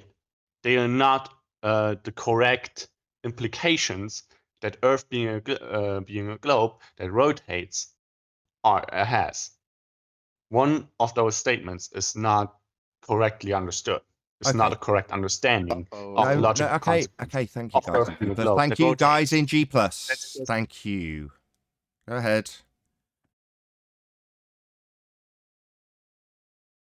You going to now detail which one's incorrect? No. Well, they both can't be correct. I'm not willing to. Sorry, you understand the contradiction that they both can't be correct. You've said that they're not accurate representations. So which one's incorrect? Correct. I'm not willing to explain that to you. Okay, no worries. I've explained No worries. Well, I will explain to my audience that we have Neil deGrasse Tyson, who says Earth turns underneath a football, and we have Blue Marble Science, who says we're not on a roundabout. Earth moves along with the atmosphere and the hot air balloon. Those two things are mutually exclusive of one another and in complete contradiction of one another. Now, obviously, you can't cope with justifying a contradiction between what Neil deGrasse Tyson says and what Blue Marble says. Now, if that's beyond your limited scope of capability, then obviously we need to talk to somebody else about this, don't we? Nathan, I'm not trying to justify the contradiction that you. All right. Well, we need somebody to justify this contradiction where you claim both Earth turns underneath a football and Earth doesn't turn underneath a hot air balloon because atmosphere moves with Earth, contradicting the claim that it would turn under a football. Now, I know you can't do that. It's beyond your limited capabilities. That's fine. We understand some of the people who come here can't explain the glaring contradictions the globe has, and that's unfortunate because that's what we want. Okay, Nathan, what I've said is that this collection of statements that you're presenting, the contradiction that you're presenting, is not derived from an accurate representation or... Yeah, we heard that. That's a repetition. So which bit's wrong then? I'm not willing to explain it. Oh, right. Well, it's just a baseless assertion then, isn't it, you dick? So you're just going to hand wave it and say baseless assertion, one of your claims is incorrect, even though one is a Blue Marble claim and one is a Neil deGrasse Tyson claim. Neither are mine, but you're not willing to correct your own side, who are in contradiction with each other. Yeah, what a shock. No, I'm not correcting my own... so Neil deGrasse Tyson's not on your side, Blue Marble's not on your side. No, you're wrong. They're both on your side. They're just the ones in contradiction with one another. Nathan, those are not my... Yeah, they are on your side, and yes, they are contradictory positions that they have made. Now, you may not like that or be able to justify it, but that is the case. Nathan, just because I'm entertaining a thought does not mean I support it. Okay? Which what one I'm saying does which not one don't you imply my support? position. Well, Okay? Can't you take a stand either way? So, Nathan, what I'm saying is that I've tried to explain. I'm not. What you're saying is not an accurate representation of the position that you're that you're saying has a contradiction. Which part? We just third attempt while Google rumpuses. And what I'm saying is, I'm not willing third to correct. attempt.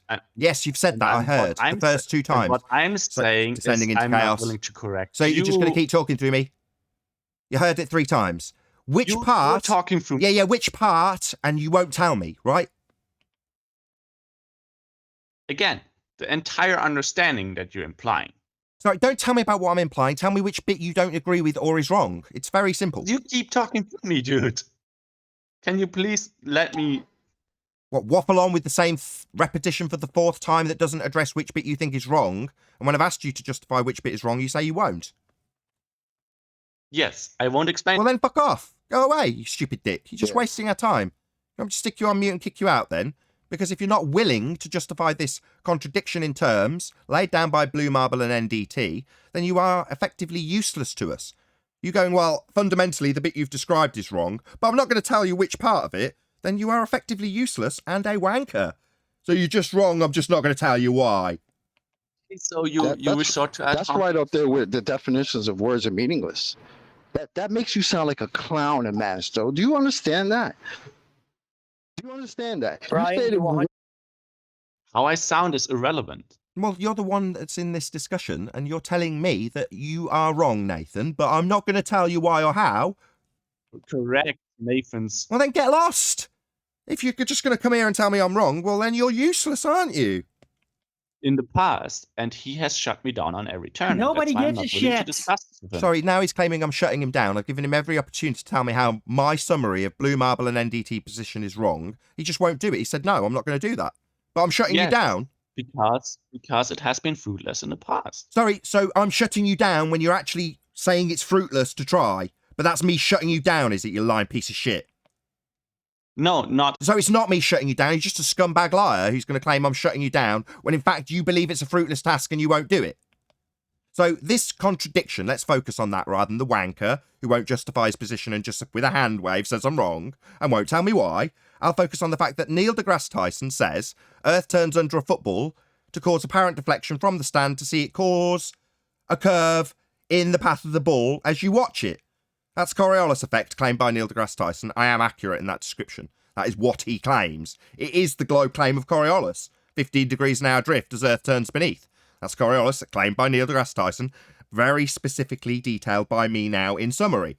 There is also a simultaneous contradictory position put by Blue Marble Science, where he says, I'm an idiot, Nathan Oakley's an idiot, why would you expect Earth to turn under a hot air balloon? Earth isn't a roundabout, Nathan, is what he told me. So we've got two positions. Earth and atmosphere move together, according to Blue Marble, he specifically stated that. And Earth and atmosphere are separate to cause drift in a football. Mutually exclusive positions that cannot both be true at the same time. Now, I get that you just say I'm wrong and you won't tell me why, but that means you're useless and no longer worthy of discussion in this regard.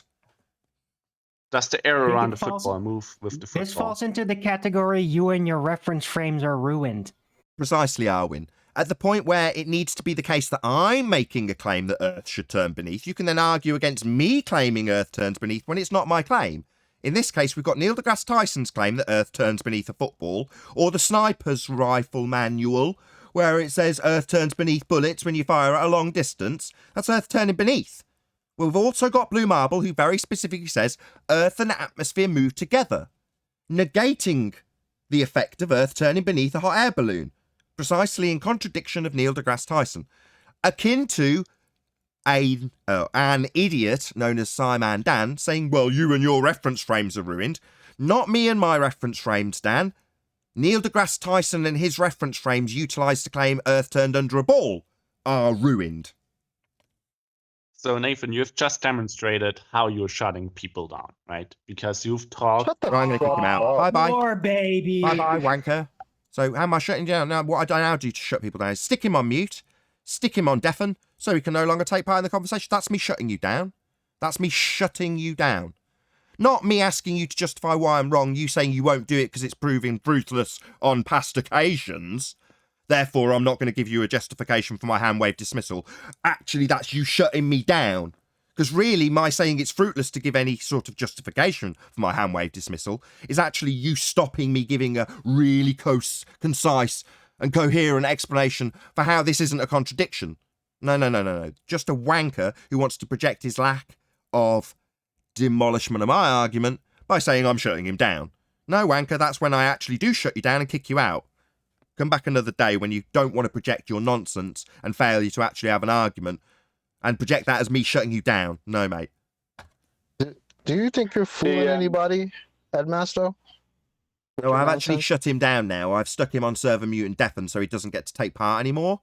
What he means is, while I'm fundy muting the crap out of your concise summary of how Neil deGrasse Tyson and Blue Marble are in contradiction, I'm desperately trying to talk through every word of that, and I'm not getting to. Therefore, you're shutting my fundy muting down.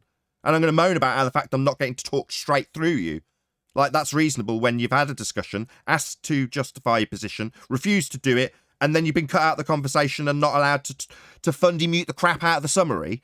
Yeah, of course, that's me shutting him down. Well, the question I wanted to ask him was, because he mentioned wind earlier, was, because that's what he said wind, was that did Neil deGrasse Tyson claim to be calculating for wind or the rotation of the solid Earth? He was claiming the rotation of Earth beneath the ball, i.e. Coriolis effect, the only way it can be observed is for you to be turning beneath the ball, is what he claimed he calculated. So not wind then. So not wind, not what they would call an atmosphere. He didn't calculate for any of that. He only calculated for the rotation of a solid out underneath the ball that wasn't attached to it. That's correct. That's correct. Well, How many different directions does wind travel in again? yeah, exactly. Because this guy claimed that wind was exclusively caused, that there is wind because the Earth is spinning. That is what he said. Yeah, who cares? I mean, meanwhile, we've got two people who make contrasting claims. One is that Earth doesn't turn underneath a hot air balloon because the air is moving with the Earth. Well, if the air is moving with the Earth, then you throw a ball and it doesn't curve through the goal because Earth turns beneath it. The two move together. Mutually exclusive positions that do not work together, neither of which are our claim.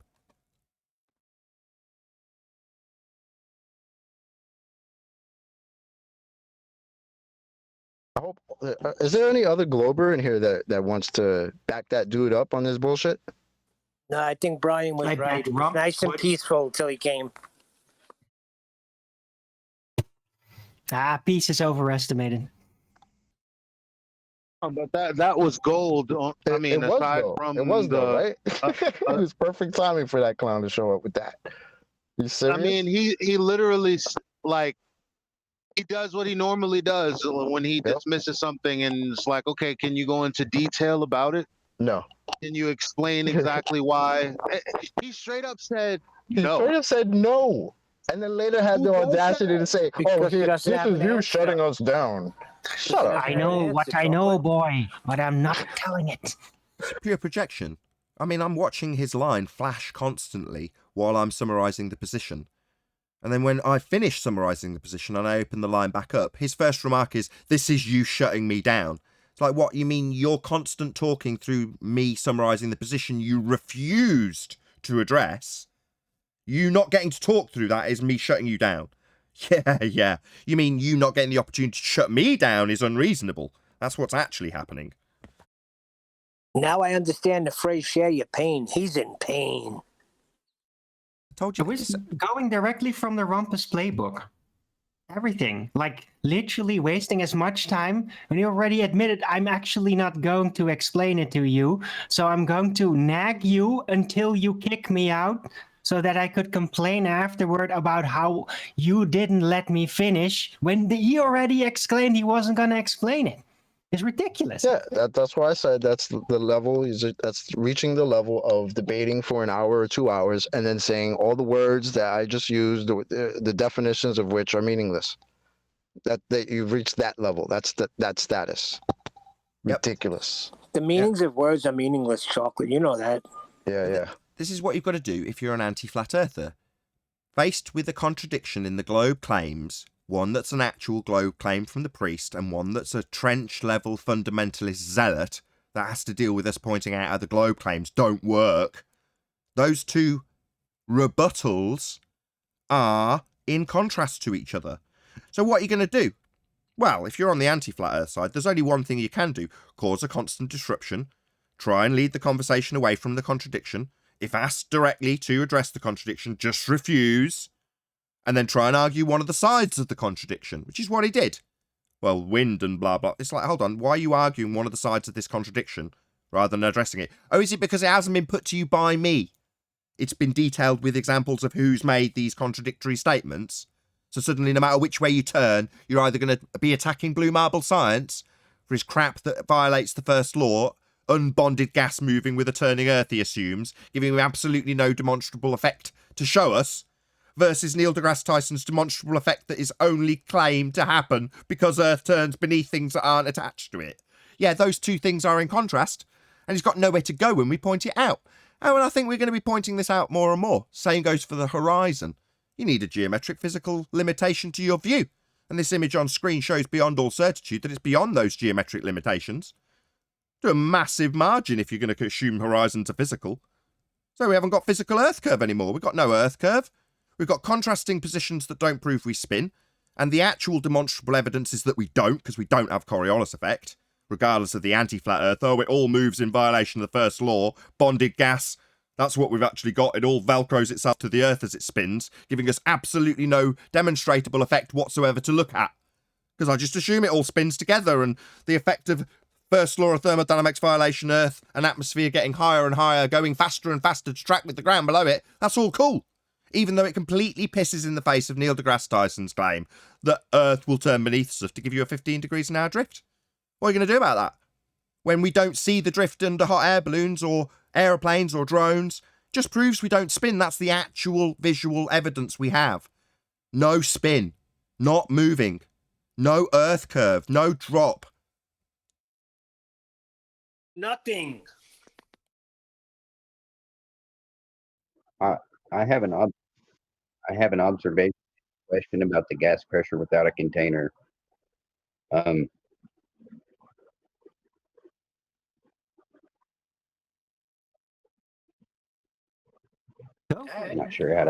not really sure how to word it. And I'd like for you to, without interruption, because I know you're gonna bring up, oh, well, that's a container as soon as I mention door. But I'd like to for y'all to hear me out before you interrupt. I was taking a shower and I noticed that steam accumulated inside the bathroom with the door shut. However, there's a crack where the door meets the wall all around the door. And so I asked my brother, after I got out of the shower, I asked my brother to come to the bathroom, outside the bathroom door, to see if he could see any steam roll out from the cracks of the door. And he said that he couldn't. I was just wondering why the steam wasn't filling the available volume. It was. Right. You just don't see it outside of the bathroom because the moist levels outside are not as high. So any moist that comes through this crack will dissolve much quicker as inside of the room where the conditions are different. Hold on. The water vapor will come out. Yeah, it was. It will. It's a law of nature. But that's not what he observed. And whenever I opened the door, then we could both fully observe the steam rolling out of the bathroom. Is this a serious question? Sorry. Yeah, Sorry. I'm really Hold on. wondering. Hold on. You witnessed the steam rolling out of the bathroom. So what? Diffusing into the available volume then? Yes, and like I said, I knew you would say that the door was the container. Yeah, sorry, yes. So it was moving in line with entropic law then? Diffusion. That's Right. an entropic effect. And I was wondering why he couldn't see the steam roll out from the cracks. Since A small crack? Kind of, well, didn't the cracks make it kind of an open system? Yeah, and it will have done. Guaranteed, if you had enough steam, that would have happened. Do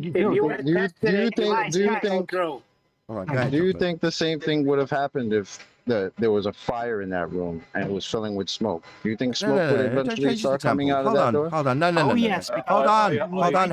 Hello. Don't change this example.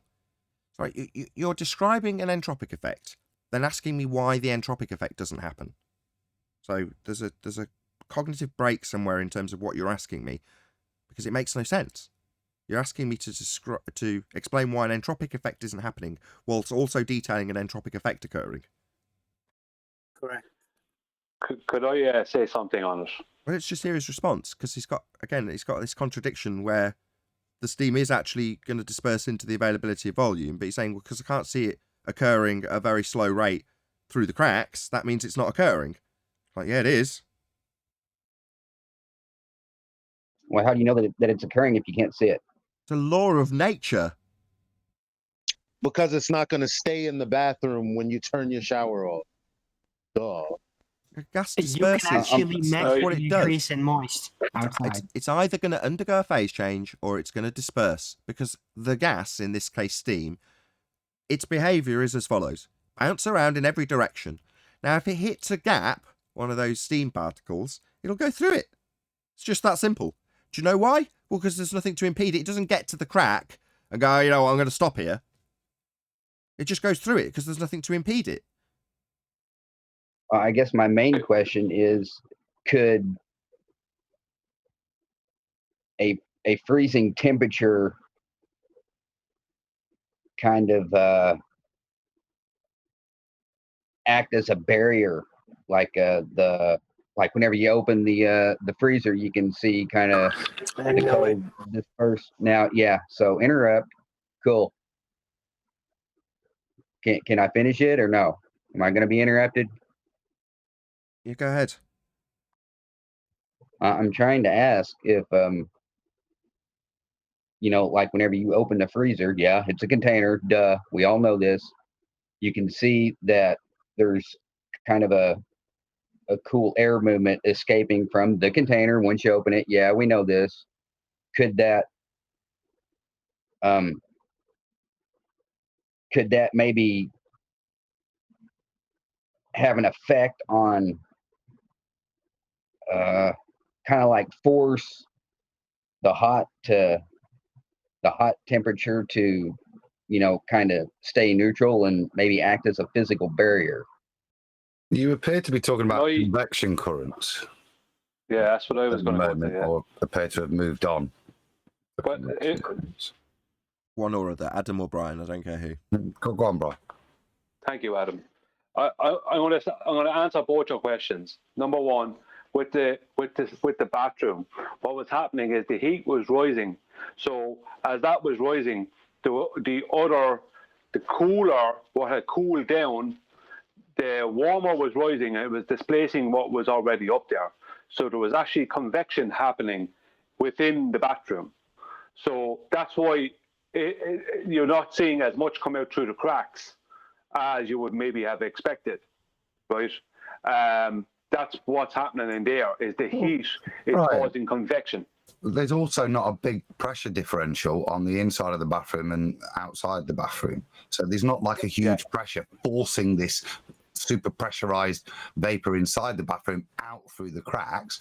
It's just going to be very small differential, and it's just going to be pretty much just equalization. So you're not going to see a venting. Let Adam finish. Can I input something? No, can you just let him get to the end of his statement? Go on, Arwen. All right. Because there might be another factor to it, right? I don't know about a lot of bathrooms that don't have a vent. So if there is an open vent to the outside, and it's usually installed higher up in the room, then if you have heat introduced, it's actually going to cause a current of the hot exiting high in the room through the pipe and actually sucking in colder air from outside through the door at a lower point. Okay, I've already asked. Until you open up the door, Okay, I've asked you once already. Hello, don't change this example. Just let me summarize. Hold on, Guy. Hello. Hello. Yes, that's right. I am in the middle of saying something. Thank you. So I'll summarize Adam's point for you. So what he's saying is there's not a massive pressure differential between the steam's pressure and the general pressure of the air around it.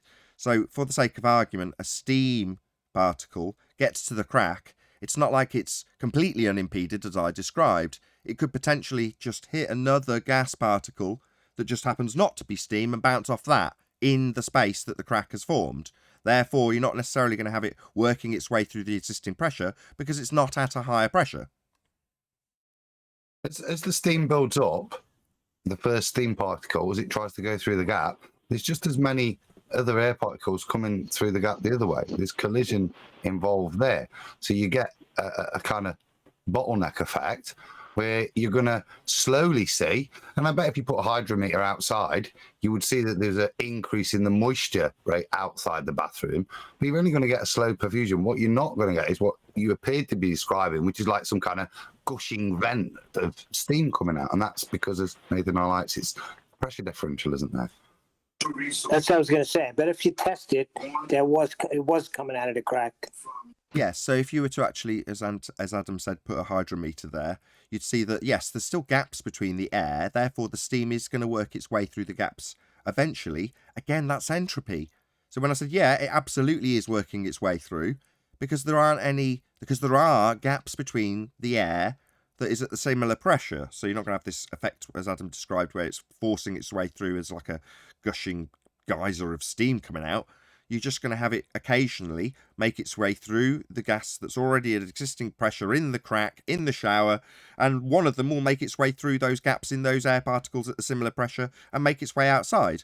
And with enough time, it will reach a basic equilibrium in that bathroom. In other words, with enough time, all of the steam will work its way through any of the cracks and it will all equalise, or it'll go through a phase change more likely in that time period. But either way, that entropic effect still occurs, always. It's a law of nature. Just before anybody in G+ jumps in, did that answer your question sufficiently? If not, feel free to ask it again or whatever.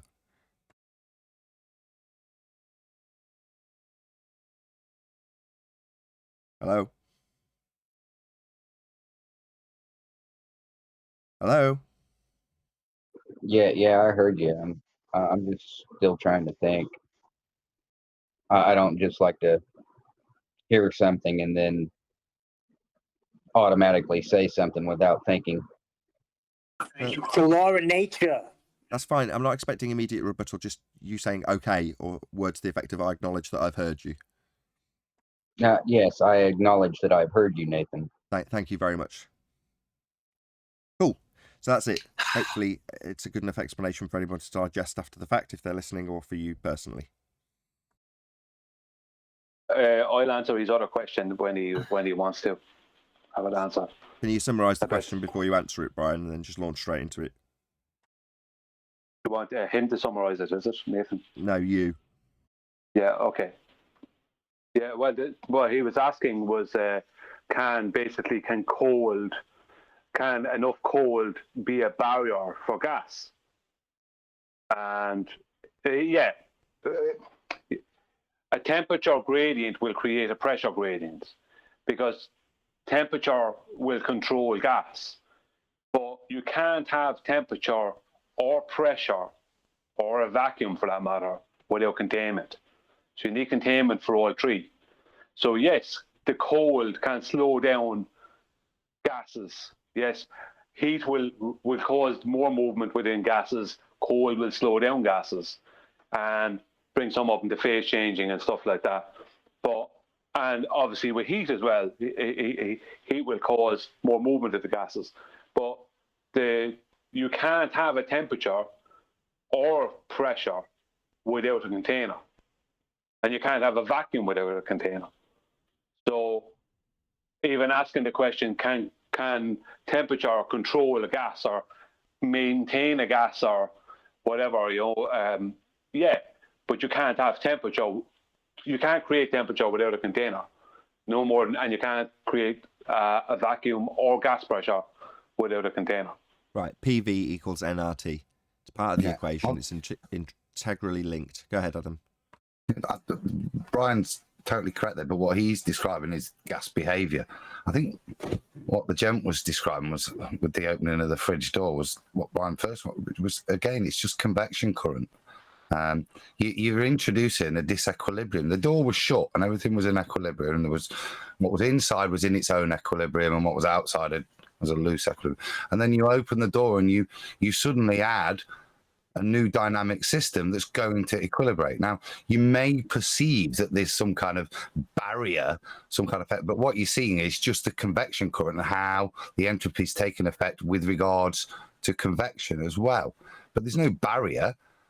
You don't constantly see cold air coming out. It only lasts for a split second, and then everything looks normal again. And it equilibrates. So I think barriers hard. You can introduce a system which will require and affect the dynamics of the existing system for a short period. All, as Brian says, all of it requiring containment.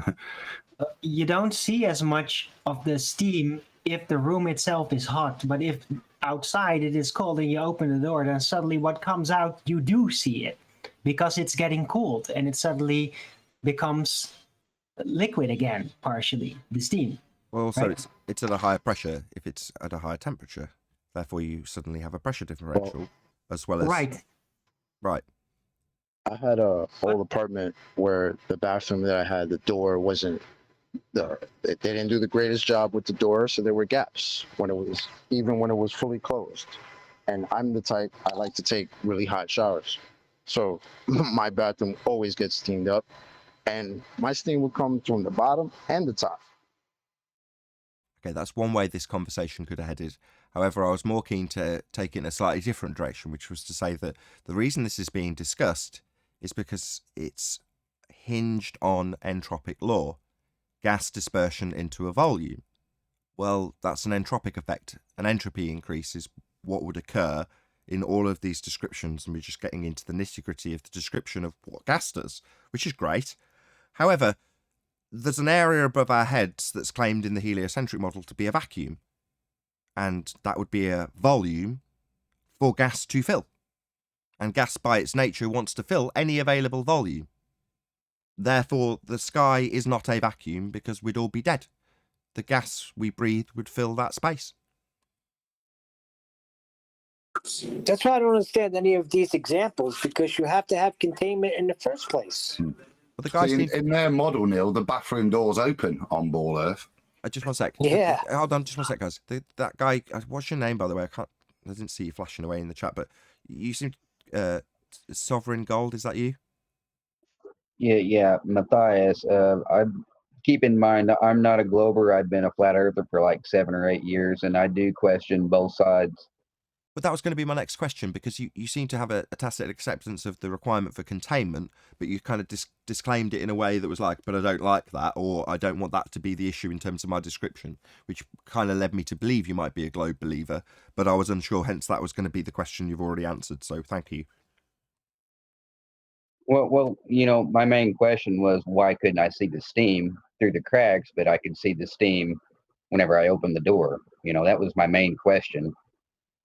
I just figured I would be able to, since I opened the door and seen the steam hit the different the cooler pressure, then I figured that I would be able to see the steam through the cracks whenever it hit the colder pressure. You know what I mean? Sure. And hopefully me summarising that there is also a very limited differential in the pressure itself, and in the cracks that you're expecting to see there is also a gas at pressure already filling the gaps, so it doesn't necessarily mean that it's just an empty crack with a hole and no gas in it to bang into on its journey through that crack. However, that stalling of the entropy increase is just going to be proportional to time, i.e. it will take longer if you left the door closed. Eventually you'd come back and the steam would have all released itself or undergone a phase change. Isn't it as simple as you're opening a door, it's a bigger opening than a little crack?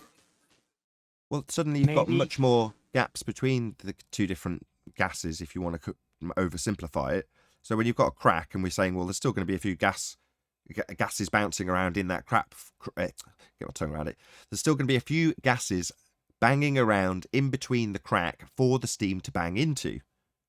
That being said, there's also gaps for the steam to get released through, and therefore it will.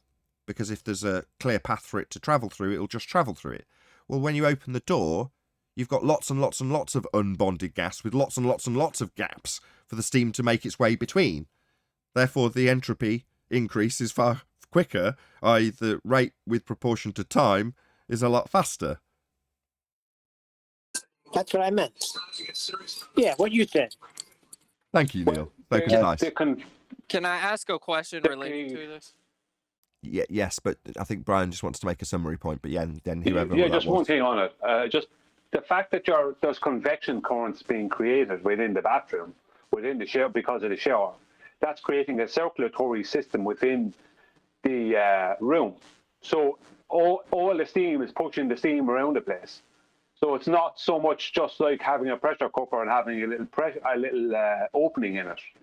It's not the same thing. But also you don't have enough pressure built up. But when there's a circulatory system built due to hot and cold, what's happening is there's a circulation going on in there. So it's a little bit like they're in pipes in some ways. Gotcha. Who is it that wanted to ask a question? I did. The Hammer. The Hammer. Hey, Hammer. Go ahead. Hey, what's up? Sky, feel free. So Go ahead. In regards to like the convection currents and when you're talking about specifically the refrigerator opening and there not being a barrier there, but there's still a separation that needs to equilibrate, or I think that's what he said, create an equilibrium because you open the door. Could that not relate also to our atmosphere as far as the pressure gradient? And I mean, is my understanding, and correct me if I'm wrong here, but like the argument is because of the pressure itself is here, there needs to be quote unquote containment. Does that have to be physical? Is sort of what I'm pondering, and that like what I'm looking at with that refrigerator having the two different systems that need to have an equilibrium. You know what I mean? Three parts. I'll if I can, 3 parts to that. So, firstly, let's deal with the first bit first. So you said when you open the door, there's an effect where it is at a point not in equilibrium. Yes, that's correct. Do you accept that it reaches a state of equilibrium if you ignore the outside dynamic cycles? Within the kitchen, eventually it will reach equilibrium. Do you understand that? Like if you leave the door open, the fridge is gonna be the same pressure temperature as the air around it. Yes. Yes. So in essence, you open the door. We assume that the compressor kicks in and then burns out within 5 minutes. You come back a day later. You would appreciate that everything inside that fridge is going to be at the same exact temperature as everything in the room. Absolutely. Right. That is entropy in action. Now you're saying because there's a point where there's a differential, could that not be a barrier? Well, it wasn't a barrier in that example. Entropy still took effect. There was still an entropy increase, and you've just accepted that. So your question is now rendered moot. Next question. Does there have to be a physical barrier? Yes. Hope that answers your question. Well, unless you could demonstrate a non-physical barrier. Yeah, of course. I mean, that's quite right, Arwin. Feel free to demonstrate beyond the necessary antecedent consequent relationship that is containment and pressure pressing on the containment, that you can achieve pressure pressing on something without something to press upon. You can feel free to show me that if you wish. However, I'm just going to say, yes, a barrier is definitely going to need to be physical for the gas to press upon it. Because if it wasn't, it would go through it. And the sky vacuum would be an example of something that it could just enter and not come back from, just expands into. Could I kind of... you can after he reacts. Oh, Go sorry. ahead. Hold on, Brian. Was there a third part to the question that I've missed out, or have I covered it all? No, I think you covered it all. I just wonder, the only thing that really I wonder about with that is just we can definitely agree that as you go higher in altitude, the temperature decreases, right? And? Not true, no. Hold on. That's not true. Well, we did just say that. Hold on. He's saying no. So hold on. You asked him to qualify his challenge. He said no. Let him qualify his challenge. Go ahead, Brian. Go ahead. Yeah, the temperature decreases up to a point, and then it starts to increase. When you get to what they call basically the bottom of the stratosphere, it starts to increase from there up to the top of what they call the stratosphere. So it decreases up to about, I think it's 10 miles. I think it decreases up to minus, I'm just going on memory here now, decreases to about minus 51 up to there, then it starts to increase in temperature. Now they claim that this increase is due to what they call the ozone layer. But ozone at its most concentrated point is only 15 parts per million, and that's according to NASA. And that's about 18 to 20 miles up. And that is its most concentrated amount, and it's only 15 parts per million, which is absolutely nothing. So the heat has not been created by the ozone layer. The questions you're asking, now, I'm going to have to kind of toot my own horn here, and it's up to yourself if you want to watch it, and if you agree, grand. If you don't, you're welcome to disagree. But I made a whole presentation, it's about an hour and a half presentation on how the sun creates our pressure gradient and about how it all happens. I just give some basics of it. I've put this thing on screen for you, Brian, just the basic temperature changes with altitude. Thank you, Adam. Basically, some basics, just basics, right? The nitrogen and oxygen, we're told, make up 99% of all our air supply. And both of them constantly, that's 99% of them, that's of our air supply, constantly, all the time, are recycling with the ground. We have the sun in the sky that's constantly creating a temperature. So we have the most amount of gas at the base, and we also have a sun creating a temperature gradient. And the temperature is highest at the bottom because the sun is heating all the land and the waters at the bottom, and it gradiates to colder up to about 10 miles up. Then after being 10 miles and about 30 plus miles, it gets warmer from 10 miles up. It goes even plus 0 degrees. So from minus 51, it goes up to, and this is from independent weather balloon data, it goes above 0, up to plus 4 and plus 5 degrees. Now, I could tell you a lot more about it, but there's a huge amount more information in the presentation. All our pressure gradient is created by the sun, but none of it could happen without a container, including the sun also creates what is basically a very low-grade vacuum up high. So I would definitely... Oh, go ahead. Go on, What? Hold on, let him respond. Go ahead. I would definitely like to check out the video.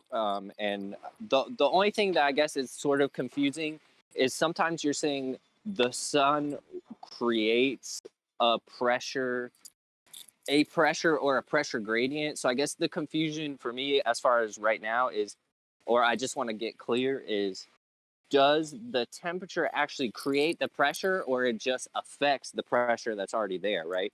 Like the whether it's hot or cold affects the pressure, but it doesn't necessarily create the pressure. That's what we're saying, right?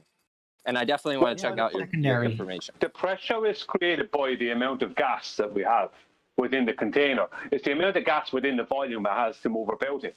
But the pressure gradient is created due to a temperature gradient being created by the sun. Follow? So I think we're saying the same thing there, right? Like the sun, the pressure is there. We don't necessarily know. Well, through observation, we know that pressure is created through containment. However, we also know that temperature affects that pressure and creates a gradient. Is that am I? Yes, you are. And before Brian or Arwin respond to you, that's moot.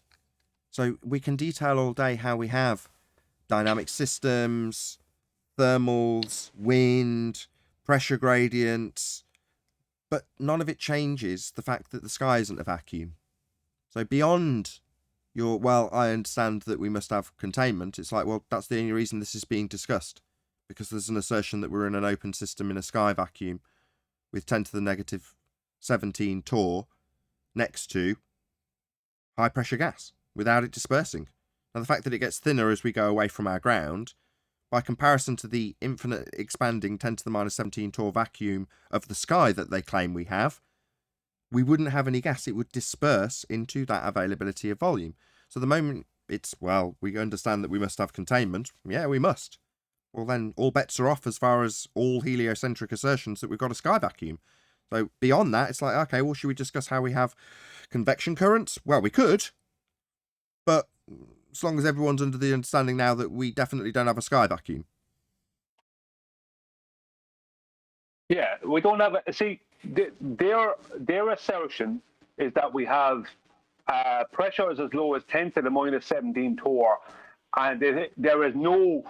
Basically, there is no definable limit to the volume. It's just this huge, monstrous, beyond beliefs volume but yet we have this pressure just on this one little globe they're trying to claim. Whereas what actually happens is due to the sun, we end up with, there's a load of details that I didn't add in there when what I was telling you, that's some basics of it. But due to the sun, we end up with a 10 to the minus 2 to 10 to the minus 3 tour, up at about 30 plus miles. But that is a massive difference. If you understand vacuum, that 10 to the minus 3 and 10 to the minus 4 tour, for instance, is a massive difference. There's magnitudes from just that, from 10 to the minus 3 to 10 to the minus 4 is a magnitudes of difference. So 10 to the minus 3 and 10 to the minus 17, and there being an unlimited volume, it's just completely impossible. It wouldn't be possible to create anything. There'd be no temperature, no pressure, no anything to be created. But all that doesn't matter anyway, because you can't even create a vacuum without a container. You need a container to create a vacuum. So their whole claim is a physics impossibility. I completely agree. And the only thing that I would say that I understand why you're saying it's moot, Nathan, but also would you understand, like, because they've misrepresented all of reality, right, based on this, that we do now sort of have to go back and think through everything and try to get an explanation of it ourselves. Like, I completely agree with the whole heliocentric model is thrown out the window with the evidence, but also like how else are we supposed to figure it out unless we dive back into it and look at it for ourselves? You know what I mean? Well, you don't. That's the most wonderful part of this. I've said this many times. Eddie Bravo got in touch with me recently. I said it to him, which is to say, what is the point of us having all of these explanations shattered if we can't just walk out the door and figure out what it is? Well, we can. It is completely within your control. The only bit I disagree with is when you inferred that I would be compelled to do so. Well, no. Depends if I want to know it or not.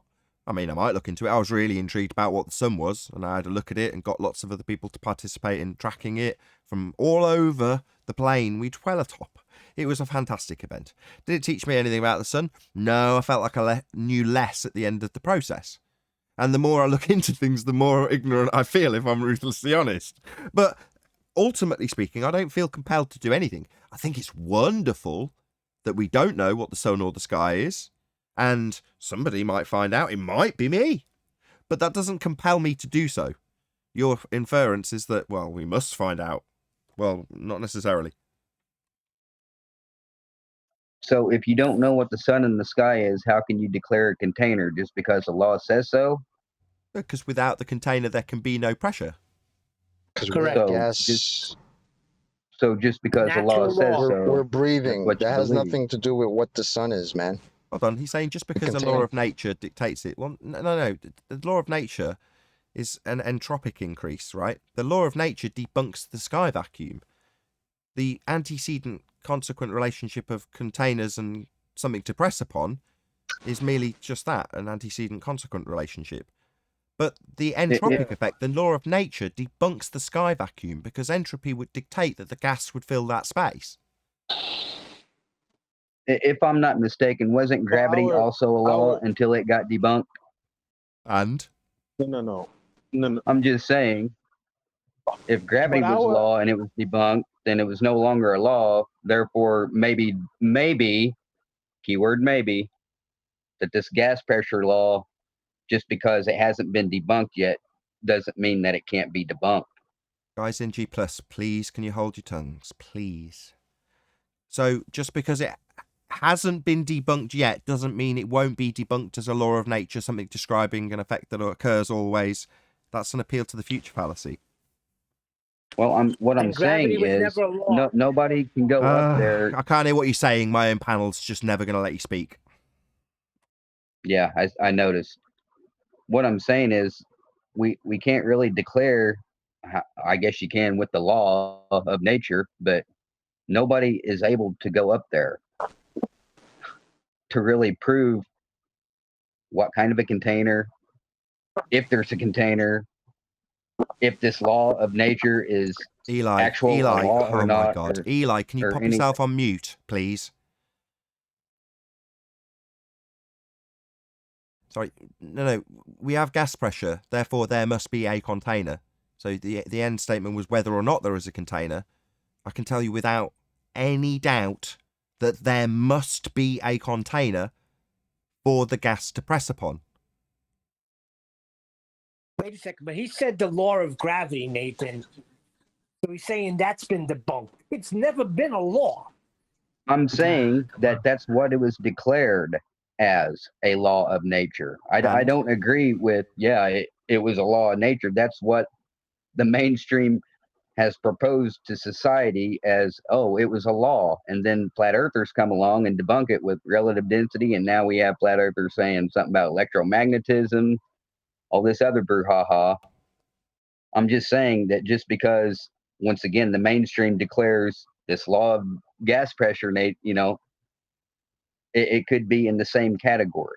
That's all I'm saying. Sure. I'll say it again. That's an appeal to the future fallacy. The problem comes when you assume that something that merely describes something that occurs always, in this instance, diffusion, dispersion, osmosis, these are all entropic effects. Yeah, that just the law of nature is merely the description of something that occurs always. The description of something that occurs always.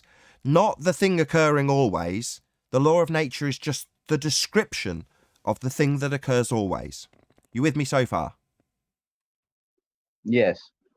So, in order to debunk the description of something that occurs always, you merely have to show that it doesn't occur always. That's all you've got to do.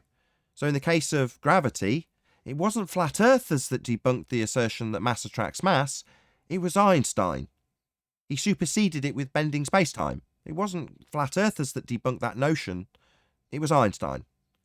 Now, Einstein's been debunked by quantum mechanics, not by flat earthers with electromagnetism. Quantum mechanics has debunked Einstein. But ultimately speaking, these assertions that we have gravity are all ultimately debunked, and ultimately the description of something that occurs always, in this case, entropy increase, hot flowing to cold, high pressure to low pressure, that is something that occurs always. And that is all entropy law describes. So if you're going to say, well, it doesn't mean it's not going to describe that a thing that happens always in the future, it's like, well, you could show that it doesn't describe it happening always now by just showing it not happening. Can you do that? Okay, I can do that. Okay, yeah, I can. All the flat Earth videos that send up a helium balloon that show a flat, level horizon, I don't see a container. So, where is this container at? The top of the container. Right, asking me to show the container does not change the already stated proof of containment, antecedent consequent relationship. For there to be gas at pressure, it has to have something to press upon.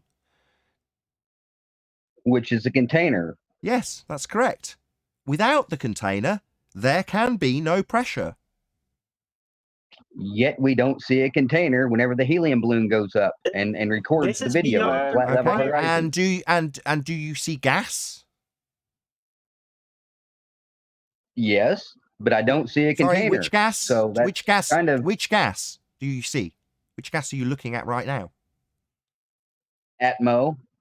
Sorry, what color is Atmo? It's a mix of gases: helium, oxygen. Didn't ask that. And what color is it? What color? You interrupted. I didn't understand what you said. What color? You say you see it. What color is it? Is it not there? Sorry, that's my point. When we have an antecedent consequent relationship with containment and pressure, we've got to have something to press on for there to be pressure. You say, well, I can't see it, so it's not there. Well, so therefore, by that standard, air isn't there because it doesn't have a colour and we can't see it. No, my friend, it's still a consequent antecedent relationship. Regardless of whether or not you can see it with your eyeballs, it makes no difference to whether or not we've got air or containment. We have gas at pressure, therefore there must be containment. It's an antecedent for pressure. And actually, yeah, we can asking, is see a it line not of there? You something. just I'm not sure debunked what it is. yourself. By asking, is it not there? You just debunked yourself, bro. I'm just saying that we do see a That's why line you of can't tell something. us what color the atmo is, right? Can you it's not there, see the right? line from the helium You balloon can't footage? see the air in front of your face, right? That's why you can't tell us what color it is.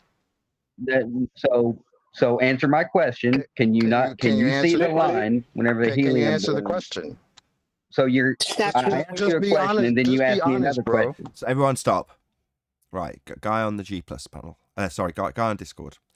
Please can you let Chocolate put his point to you once, and then hopefully respond to what he's suggesting you respond to. I would like for him to answer my question. Why? When it was you and I discussing something and you've already... That I asked first. So it's only going to be the case that you interrupt us from here on in? Is that going to be the case? Because obviously I'm going to have to draw this conversation to a close. I was If you cannot stop first. interrupting me while I talk, I'm not going to shout at you. I'm just going to draw the conversation to a close. In other words, kick you out. So I'll try once more. I'm hoping, given it was you and I discussing something that you then ignored, now seem to want to move on to Chocolate, who's highlighting you've ignored it, but instead, in lieu of that, you are just talking through everybody and insisting we answer a question that you're now going to move on to. Having ignored the fact that if you can't see something, it's not there is your argument. You've been given an example of air not having any visible colour, therefore rendering your argument about not seeing the containment that must be required void. Now you've brushed past that. That's what Chocolate's trying to get you back on track with. I've encouraged him to do it and you just seem to want to talk through him. So I'm going to try again. Chocolate, feel free. Yeah, like 2 minutes ago, when you were asked what color is the atmo, right? You didn't have a response to that. And then a minute after that, you said, well, is it not there? Well, that's the point, right? You can't see the atmo in front of you, right? That's why you can't describe the And then color I of it. changed. So Yeah, I that thought doesn't you mean were that the done. You asked atmosphere me a isn't question, and there, I was right? going to answer. Yes, suggesting that you now need to talk and tell him that you thought he was done when he's clearly not done and you've interrupted him, that doesn't help. Go ahead, Chocolate. Try once more. I know this guy's struggling. Sorry. So the atmo, bro, like the air in front of you, can you see it or not? Negative. That's to you. Negative. But you're breathing. Correct.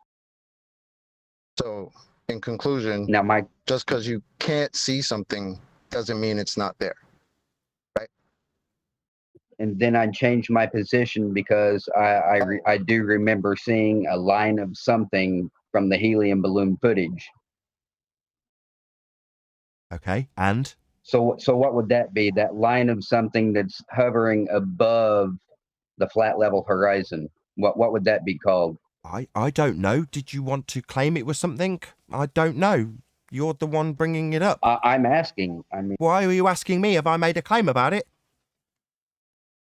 Can I please? I'm asking to see if anybody knows. Sorry. For fuck's sakes. Come on. Don't get angry, if you let dude. me Don't speak get for a angry. second. No need. Look, you've got questions now, right? You understand that to be breathing air, you've got to have air, even though you can't see it. And to have pressure, you've got to be pressing on something. Therefore, containment, regardless of whether or not you can see it. Or I assert what it is. It makes no difference. It's an antecedent-consequent relationship. Right, now beyond that, you're saying, well, I've got questions about what we see from high altitude.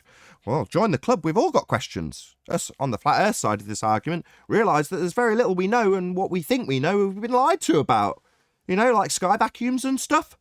So we've all got questions, and you can now dictate to us that you must have them answered. But that's like me going, tell me what the sky is, mate. Tell me what it is. What is it? Why is it blue? Now, you don't have any fucking answers, do you? If I want to take your tone with you, you don't have the answers either, do you? You're just in the same boat as us now, realising that you've been lied to about what the sky is, so you think that you can run around demanding answers now. Oh, really? No, you're just in the same boat as us, not knowing. I think he was just asking questions. I just think that there was some wires got crossed. Yeah. I didn't demand any answers. Yeah. Nathan. I was just He swore at us, though. He got angry. You got angry. Yet now you're interrupting me. I'll do what the fuck I like. It's my show. You got angry and swore at me, dickhead. Because you wanted fucking answers. Well, you're in the same fucking boat as me, dickhead. You don't have any answers because you've been lied to? Yes, same fucking here, dick shit. You understand that, you stupid fucktard? You want answers, so do I. I don't go around to your fucking house demanding them of you with swear words, though, do I? But this is where I'll get angry with you fuckwits. Because you've realised that you've been lied to, you think you can demand answers? No, you arrogant piece of shit, you don't deserve answers. Why the hell do you think you can demand them of me? Yeah, I've got questions too, I'm just not swearing at you and demanding them of you because I've realised I've been lied to. Do you understand, shithead? Do you understand? He's gone. Oh, he's run away when he's not getting to fucking swear at me? Yeah, I bet he has. Because he doesn't like being pointed out that he, like us, have got questions upon realisation of a lie when it comes to a sky vacuum. And those questions immediately need to be posed to us. Why? Not so we can have a decent answer. He just wants to rip apart what we say thereafter to hopefully retain his sky vacuum faith. And he'll get very angry and start swearing at us when we don't give him the answers he's demanding. You're in the same boat as us, dickhead. Yeah, Nathan, can I please have like 1 minute before you round out the show? Who said I was going to round out the show? Don't say that, Harwin. Go ahead, Arwin. All right, sorry. I just wanted to correct something that was said much earlier on. I didn't, maybe that's just me, but somebody said that gravity was declared officially a law of nature. That's never officially been the case. What it was declared, however, is one of the fundamental forces, right? That is what it was declared. It has never been declared a natural law. Only within Newtonian mechanics was it officially a law. That's it. What I was going to say to the guy, right, was he did have questions. He was going the wrong way about asking them, right? I think I was on the same thoughts as Nathan, that I think he thought that it was possible that there wasn't a barrier up high. And I'm going to be honest, I was going to direct them towards the presentation that I did again, because I keep on hearing these questions, and I hear them over and over, and I hear them from both sides, both globe and flat. And the answers to these things, or the best answers we can get, are in that presentation. And I don't mean that because I put it together. It's just that is the only information that's there. If there was other better information, I'd would have had it in it. Like he's asking about but how do we know that these things always happen? How do we know they don't stop happening up high? These kind of questions. It's like what the lad earlier, what I mentioned to him about the temperature rising, that's all part of some of the best evidence, or well, not the best evidence, but that's all part of the container. The reason that the temperature is rising, I made the speculation that has to be due to radiative heat off of a container, because it's not an ozone layer, because the ozone layer doesn't exist. 15 parts per million at about 18 to 20 miles up at its highest concentration, that's not going to create anything. And that's only what NASA is telling us. Like, there could be even less than that. But he didn't go the right way about things. He was he wasn't, the other lad before him was a lot more jovial. He didn't go the right way about asking questions. Too much dishonesty. As soon as he was asked, "Can you see the atmo in front of you? What color is it?" Then we get the stony silence, and then the obfuscation, and then after that, when I went through it with him, but I then changed my position. Right? Yeah. So he took it back to the helium balloon. When before, which is funny enough, before he said, I looked at the helium balloon video, I didn't see anything. Now you changed your position. Now you saw some line that now you want us to explain. Like, get out of here with your dishonest tactics. I don't care if you're a dude, maybe you're on the fence. Why, when you have questions, can't people just be honest? Yeah, change my position. What he actually means is, you have refuted the position I took. I'm not going to concede it. what I'm actually going to do, in the face of you refuting it with great effort and explanation that I've stood in the contrast to for the entire time you've tried to give it to me, I'm just going to move past it by saying I'm just going to change my position then. Like, yeah, well, that's your privilege as an anti-flat earther, isn't it? No, I'm not going to hold the globe position anymore. I'm just going to change position. Not concede that the globe position's wrong in doing so. Just ignore every word you've said and change my position slightly. Doesn't matter if that position changes into a completely anti-flat earth and anti-globe position simultaneously. I won't concede a thing. I'll just sidestep it. Maybe ask you a few questions about the line I see from a helium balloon. Give me the answers, because suddenly I've got to have containment for the gas pressure I'm breathing. But I'm not going to concede that either. I'm just going to demand answers of you and swear at you. Tell you not to interrupt me as I swear at you and demand my answers. And then bugger off when I get the same in return, which is what he actually did. Yeah, you hadn't read correctly, Nathan. The tell was, he admitted with his logic that he knows there's air, but he can't see it. And the same logic he refused to use with what causes pressure. I wonder if this guy was a Spurskimo fan or something, because it did kind of feel like that.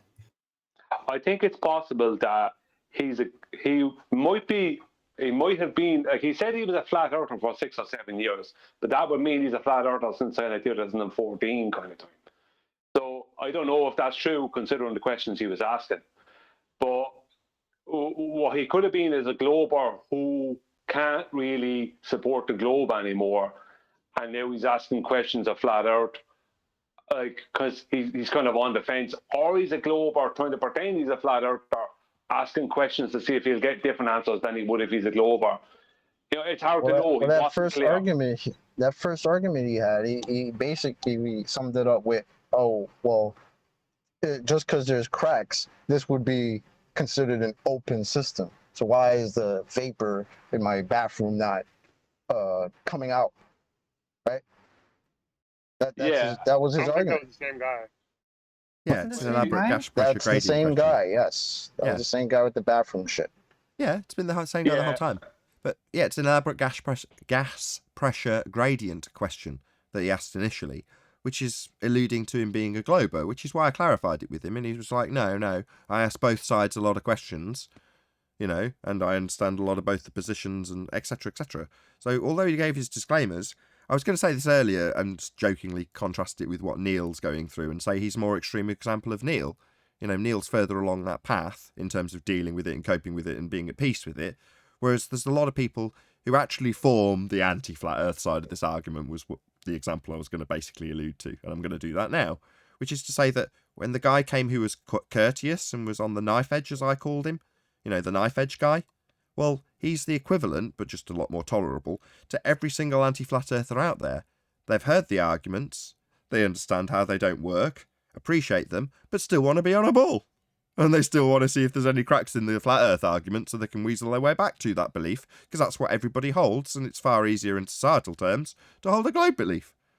And there's many people who are on that. So I think, given enough time, the term anti-flat earth will fade to just transitioning people. They're just going to be the people who are just halfway through that process. That's all it really is. Well, I think that lad, what happened to him is his pride got hurt when Nathan, when you just showed him a type of logic that he never even gave a thought to. Like, I don't even believe his story about the bathroom. I don't even fully believe that happens or happened. He said there wasn't an event in there as well. All bathrooms have a vent. You know, it just doesn't make sense.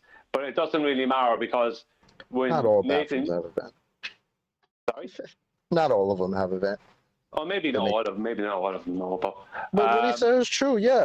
Listen, like I said, I take hot showers all the time. Or I have a vent. But if I take a hot shower in a bathroom, I used to have a bathroom that didn't have one.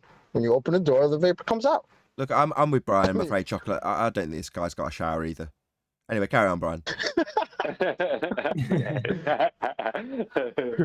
Well, I was just saying, when Nathan, when you just use just logic, it's just like, well, you can't see the air, but that doesn't mean it's not there. So just because you haven't seen something doesn't mean it's not there. It's like that logic is not. It's faulty logic. So long as you can. So long as you can Well, show they're that talking it about exists. unicorns. So long as you can show it does exist. It's the opposite of what he actually presented, which was an appeal to the future fallacy. It doesn't mean you're not going to debunk it in the future. Well, just because you haven't shown that you can't see it doesn't mean it isn't real. Well, no, it only means it isn't real if you can show that it is. Yeah, who does that a lot is, if you listen to him, is Jem Panda. He'd say, "How do you know?" He'd say something like, "If I don't have any communication with the guy," but he is classic at that. It's like, "How do you know that gas pressure has never been possible without a container? Have you seen all the examples of gas pressure evolved in history?" You know, this kind of That's stuff. when you fast forward Yeah. to him himself saying that cannot be demonstrated at all, and then that ends the conversation right there. It's It like was- it's like claiming maybe one day in the future we will be able to actually measure dark matter, right? Yeah, it's a claim to a possibility. You know. It was clear from the beginning when he invoked the shower, he was just here to spout off. I was waiting A for little it. sprinkling. And then later on, was talking about the law of gravity. Meanwhile, he started off with the steam rising in his bathroom. It's weird. He didn't make that connection. He ended up in hot water though. Did you allow my pun long enough time to sink in? Nah, it was all washed up. No, it didn't rise above all the other jokes. It's so bad. I'm sorry, guys. I'm gonna have to pull the plug on these. Rinse and repeat. Rinse and repeat. That's all we get from them. Yeah, it was a good clean debate up to then. Hey, listen, gravity's been debunked, so the law of nature is going to be debunked. That you don't need a container for gas pressure. Eventually, it's going to happen. Right, it started as a good clean One debate day. and ended up as a shower of shite. That's a good one, Adam. Adam Well, gets you know, for Neil, his plug. technically it would be possible, even in current day conditions, to demonstrate gas pressure without a container if it were possible. All you need is a vacuum chamber and then in between it another chamber with gas and then somehow allow it to stay there versus the vacuum, right? Because that you is say the 2 chambers? simulation. Hold So on. So you need chambers. Guys, if it guys, would be hold on, possible- hold on. Look, Arwen's doing something not particularly clever. He's describing two things at once. He's describing gas pressure without a container, verbally, and then giving an example of two containers with an example within the two containers that demonstrates gas not expanding into one of the containers. I mean, this is a complete cluster screw, but feel free, Arwen, feel free to continue.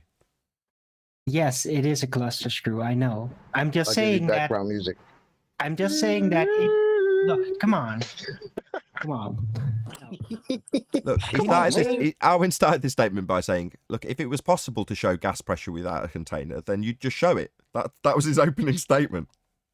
Yeah. It's right there. was saying. Look, no, but Howard, I'm you just were- saying, you if were it were saying that- possible, it wouldn't be impossible just because we are contained, right? You can, even within the container, draw out gas to simulate a scenario where there's a constant ability for gas to escape because it's mechanically being sucked out with the vacuum system, right? So to emulate that situation, you could mechanically demonstrate it even within our contained system that there would be gas pressure possible without a container if it were possible. Within the container that you mentioned at the beginning of that description. Chambers that you said. Right? Sorry. Within the container that you described at the beginning of that description, Arwen, right? I know it was extremely convoluted, but I hope you got the point. You ended it with the first statement. Yeah, he's got this down. Out the gate, you ended it, and then just said, but blah blah blah blah blah blah blah. Everyone stop! Everyone, hello, everyone stop, hello.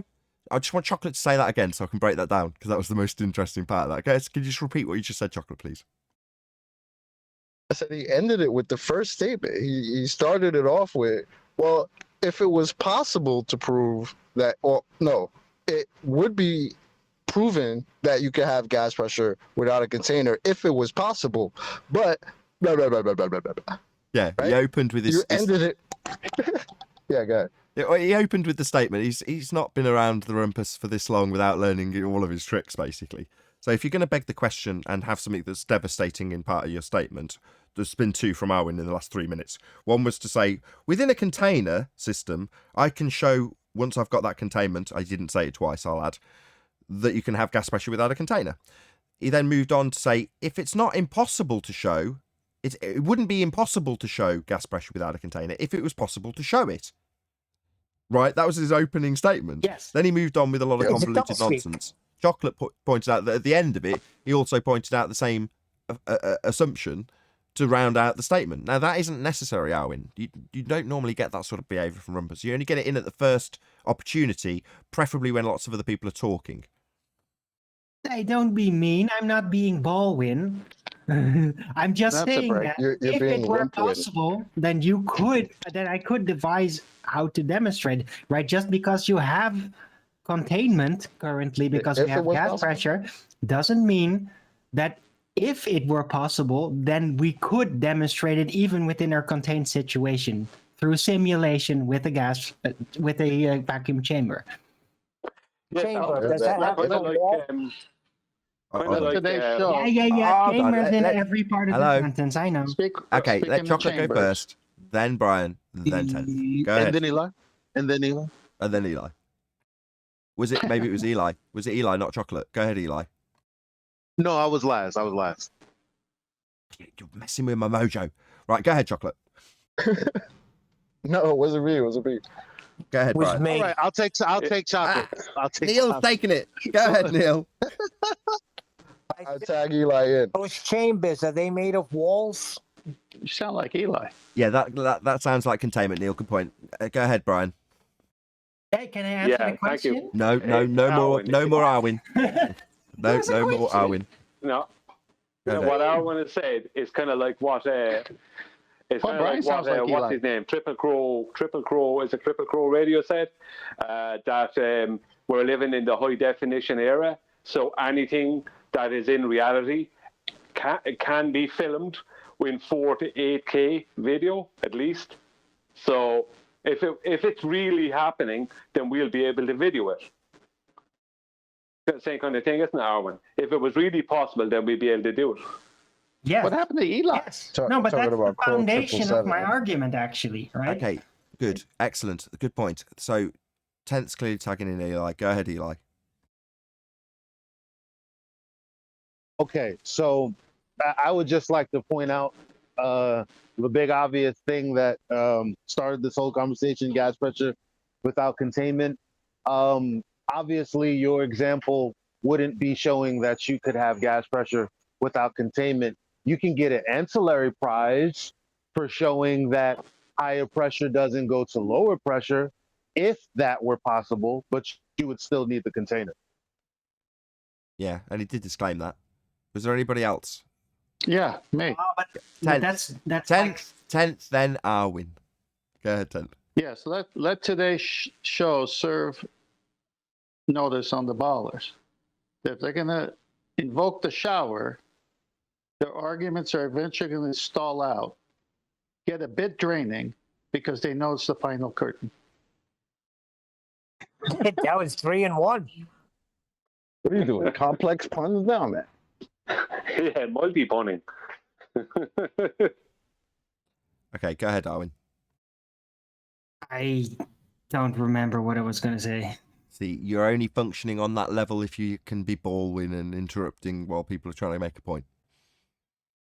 I'm sorry, but you're right. It's because that's how it's been learned.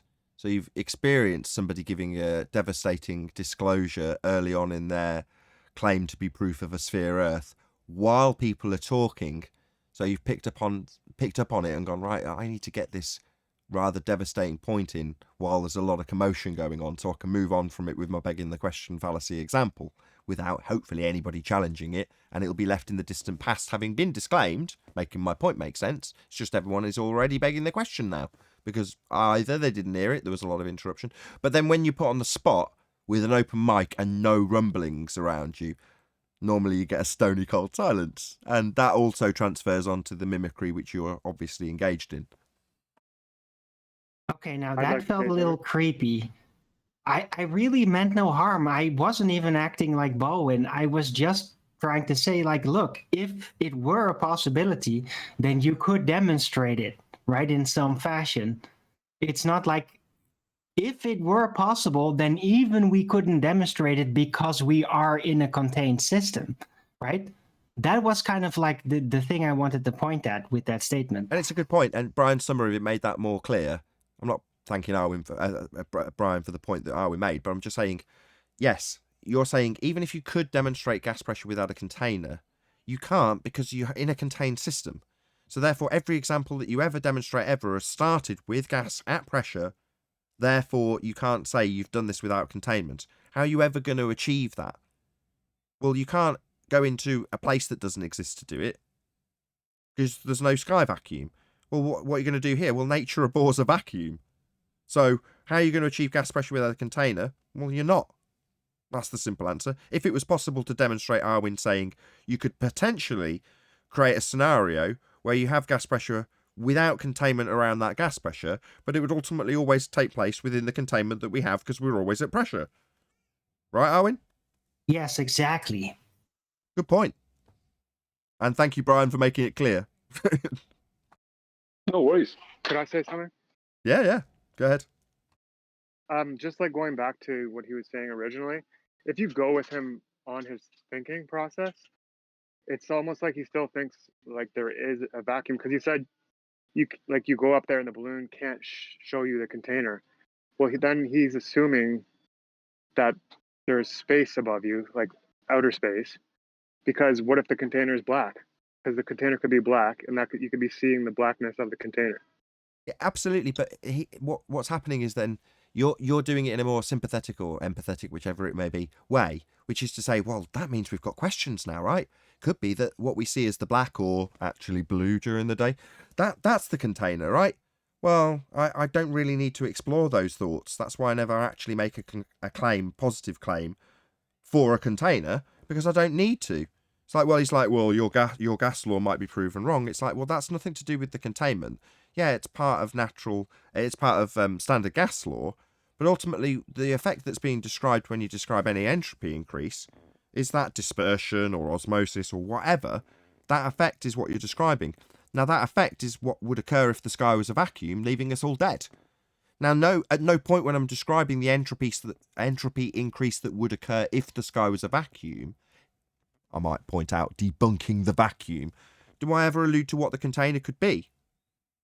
I don't have to. I don't suddenly need to explain how we have gas pressure. We have gas pressure. Therefore, we must have containment. Now, I don't need to give it... Go on. No, that's what I was just going to say. But we still have to have containment for any of this to happen. Yeah, but what I'm saying is that for the fundy on the globe side who's arguing the toss about what happens to dynamic systems, how they operate, it's like, well, this is fascinating to discuss, and I don't decry anybody doing it, unless they're demanding answers of me. It's moot, because the sky's not a vacuum. It's like, once you realise that the gas would fill that area, that's the end of the argument, because the only positive claim is that the sky is a vacuum. I don't make a damn claim about the sky. Don't need to. They also can't claim they see nothing because they do see something. You just can't say what it is. Well, I don't need to see anything to know I'm at pressure here. And therefore I know that it's got to press on something. I don't need to see anything. Yeah, you don't see containment, though. You can't tell me you see a container. Well, this is one of the things that doesn't hold on, I've got to now actually disagree with bloody require Neil. physical Hold on, Arwin. evidence. You can't just say that either, Neil. That's the danger. Right? Okay, so it is discovered tomorrow that actually the sky is a sapphire and glass composite that has LED running through all of it and turns blue and black depending on whether or not someone flicks a switch. And that you go, well, you just declared that it wasn't that. It wasn't a container. It's like, well, someone's just shown that what we see is actually what we get, and that blue and black bit is actually the container. So you can't just rule it out. You don't know what you don't know. I got you. Right. I just want to say, sorry for my behavior a while ago. Now I can't see it. I did get triggered. That's fine. Wow. I did come across an Action Lab video that shows why the sky is blue, and he does use a container full of water with a light source. I don't know if anybody's seen it. I can't post it in the chat. I'm in timeout, but you can easily, I think, go to YouTube and type in Action Lab, why is the sky blue? I've got it saved in my archives. It's pretty neat. It's kind of, yeah, I've seen it too. I don't know. It relies on a heliocentric.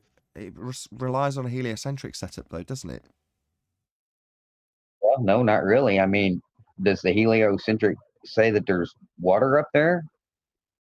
Right, Action Lab aren't saying that there's water up there, other than what the light is passing through, as it comes from a sun through atmosphere, and then certain light is absorbed, certain light is let through. So, I mean, if you're talking about the light that's not passing through the water vapor in the air, then fine, but that's still part of a heliocentric description of the light traversing an atmosphere with sun very far away in a heliocentric system without containment. But in the video, he's using water. I mean, not just an accumulation of small. I think I'm saying that wrong. Can I please using a respond? container of water, which kind of coincides with the biblical scriptures. Yeah. Right. So how heliocentric? Can I please just formulate a sentence? Well, like right. he was trying to So do with you interrupting him constantly. Can he just formulate a sentence without you asking permission to talk through him constantly, Arwin? As you've just got stroppy about exactly that. I'm sorry, I didn't hear a word. Yeah, because you were he talking halfway through him. interrupted me. But I don't know, maybe that's just whatever. All I wanted to say was, like, when they demonstrate water, they usually say, look, this is just because it's a smaller scale model. This is a representation of really condensed air because we can only do this in the small scale, right? They do it to scale things up as if it were much bigger, right? So that's why they typically use water. But yeah, whatever. Fine. This guy's sorry to talk to you about you in the third person. It's suggesting that there's a correlation between the assertion that there's waters above and a demonstration that shows that you can get blue with water. So this correlation is his postulation that is how we have a blue sky, correct? I'm more or less just saying that it's a replication. Yeah, kind of. You know, a correlation. Yeah, I guess, yeah. It might well be. Just to answer your question directly, I'm not going to shut down Neil when he says it can't be or it isn't going to be that. You don't know, and it might very well be. Now, I don't know either, and hopefully I'll be the one or you'll be the one to find out. But at the moment, it's just a correlation you can draw. Interesting? Right. Yeah, I agree. I also want to point out that the Action Lab on YouTube, I've seen quite a few of their videos, and it seems like to me that they destroyed the heliocentric concepts without even realizing it. It happens a lot. Right. And I've even wrote in the comments, I was like, this is not what, your globe theory claims, and la-da-da-da-da. Like there's one with will a globe spin forever in a vacuum? Well, no, it doesn't. I mean, and he proves that. So it just, that one right there just seems like another debunk that he's not even aware of. He does another one with, what happens if there's a tiny hole punctured in a vacuum, and then it shows, I think a Stretch Armstrong character automatically just, flying into the vacuum whenever that barrier is punctured. And meanwhile, I also see that NASA's claiming, oh, this guy, an astronaut, put his finger on a hole on the ISS, and I'm thinking, well, this completely debunks what NASA is saying. This is what I'm saying, man. They have things that they need to get. They need to get their own house in order, right? That's the problem. That drum I'm sure they said, "Oh, this is against the flat Earth," as the title of the video, right? No, they should say this is dedicated to our globe priests who claim things like, gas won't expand into a vacuum, because we're about to show you gas expand into a vacuum. Or a Stretch Armstrong trying to expand into the hole that now is made in a vacuum, when NASA, who shows you live in a ball, tell you a guy can just put his thumb in a hole, right? They need to get their house in order and start debating each other and wrap that up. Armstrong? Yeah, Stretch Armstrong. Did anybody ever cut him open to see what was inside of him? I did. I cut open everything. Well, not literally everything, I hope. Yeah, some things I just took apart with the screws and whatever. On my the latest video I made there about how we don't see the new moon, right? The moon disappears for 2 days or whatever from the sky. What I got back as rebuttals, and I was expecting it, was because I said within the video, this is not me changing the subject. This is within line of what we're talking about. I said within the video that we don't see the new moon as a black disk occulting stars, and now they came back with, but the new moon happens during the day in the heliocentric model, right? This is their claim. I said, yeah. So you won't be able to see it because the sun will be shining so bright and the sky will be so blue, you won't be able to see it, right? And they tried to say, so just like you can't see the stars, because they have this pre-assumption that the stars are always there. They aren't, if you know what I mean. They have this, they have the pre-assumption of a globe, so the stars are always there, and during the daytime you can't see them because the sun makes them blue, right? Did he say that the new moon only occurs during the day? Yeah, and we can't see it because it's daytime. Which other phases? Which other phases of the moon occur only during the day? I've never heard that nonsense before. Are you serious? Yeah, I don't see how that's feasible either, Brian. I don't see how that's possible on account of the fact that obviously there's going to be positions during those 2 days where the moon is above a piece of land that's nighttime. That makes no sense to say that, especially if you draw it out in their model. It's physically behind a dark part of the Earth. Yeah, well, see, this is what I said to him. I said, well, what about when a cloud goes in front of the sun and blocks out some of the sun? We're going to see something in the sky then. It's a huge rock. It's not a small point of light. That, because even Rumpus admits, because it's officially admitted, that stars have no real angular size. They're just a light point or whatever. There's just a light source, a light point. They don't have an angular size. They're too small to have any kind of angular size. But the moon does have an angular size. It's way huger. It's as big as the sun, and it's way huger than any stars. And I said to him, and what about morning? What about those 2 evenings and 2 mornings of those days? You're telling me that nobody on this rotating globe of yours will be able to see? Because I was begging the question of a globe for the claim. I said, are you telling me no one's going to see this huge rock in the sky, this black disc in the sky at those 4 times, the 2 evenings or 2 mornings? Because the light is only coming in the morning and it's going away in the evening time. And not even just not seeing it, right? How much technical equipment do we have on Earth? Nobody can pick it up with anything we have here on Earth. No infrared, nothing. This is a big deal. That's where I'm going with it, you see, because this is where I'm going. This is the kind of crescendo of why I'm telling the story. Is that the whole point is their only claim is that it's there. They have absolutely zero evidence to support that it is. The moon itself even moves in their model with the globe Earth west to east, and the moon only moves 12 to 13 degrees a day, and in their model it moves west to east with the globe Earth.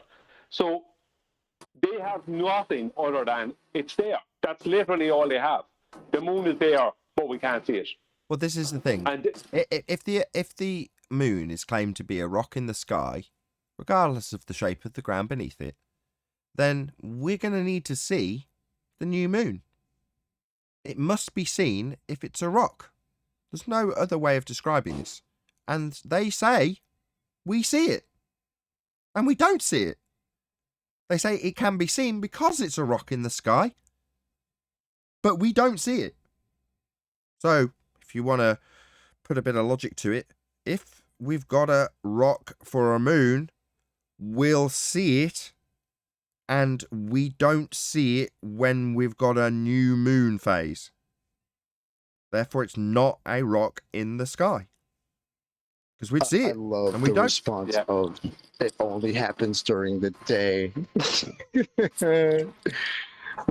that the special moon phase then? Hold on, someone wants to That's ask the Brian a special question, one? Chocolate. Just go ahead, whoever wants to ask Brian something. Yes, go ahead. I just wanted to ask where to find his videos to see him, to reference to look at him. Where can we find his information that he's done? So it's Brian's Logic. That's the name of the YouTube channel, as he's done 3 self-promotions on this single show. Subscribe today to Brian's Logic. Be here or be sphere for excellent globe Earth debunkings, heliocentric smashings, and flat Earth explanations. That's Brian's Logic YouTube channel. Subscribe today. Thank you so much. I like it, Brian. I like Brian the is self-promotion. mad ace. It's good. It's good. You know, I was smiling each time. I was like, that's one self-promotion with a little bit of a, I'm sorry, I'm going to self-promote, but hear me out. I'm going to self-promote. And then you did it 2 more times, which is epic. I love it. I was just going to say, you go get him, Brian. Promote your stuff. You should. It needs you to have that kind of confidence in your own material. You should be watching my material. I'll say it for me. You should be watching this show. It's ace. And Brian, you having that attitude is epic. It's worthy of your material. Yeah, you have to be confident in yourself and what you put out there. You know, I could promote a few more shower puns. Feel free. Yeah, I don't care for the shower baller perspective whatsoever. You might say I'm not a big fan of theirs, but if they need to vent, maybe we should let them. That's a complete washout. Big fan. Really? That's a kind of a transition kind of a pun now. That is. You got any good ones? That one was all washed up. Maybe you could. Maybe that washed up on the shore. Maybe you Maybe could you could say- condense it a little, Dan. You need to clean it up a bit. Maybe you can say it's Clean Aries it up a failure. little. Good one, Brian. Just don't bend over for the soap.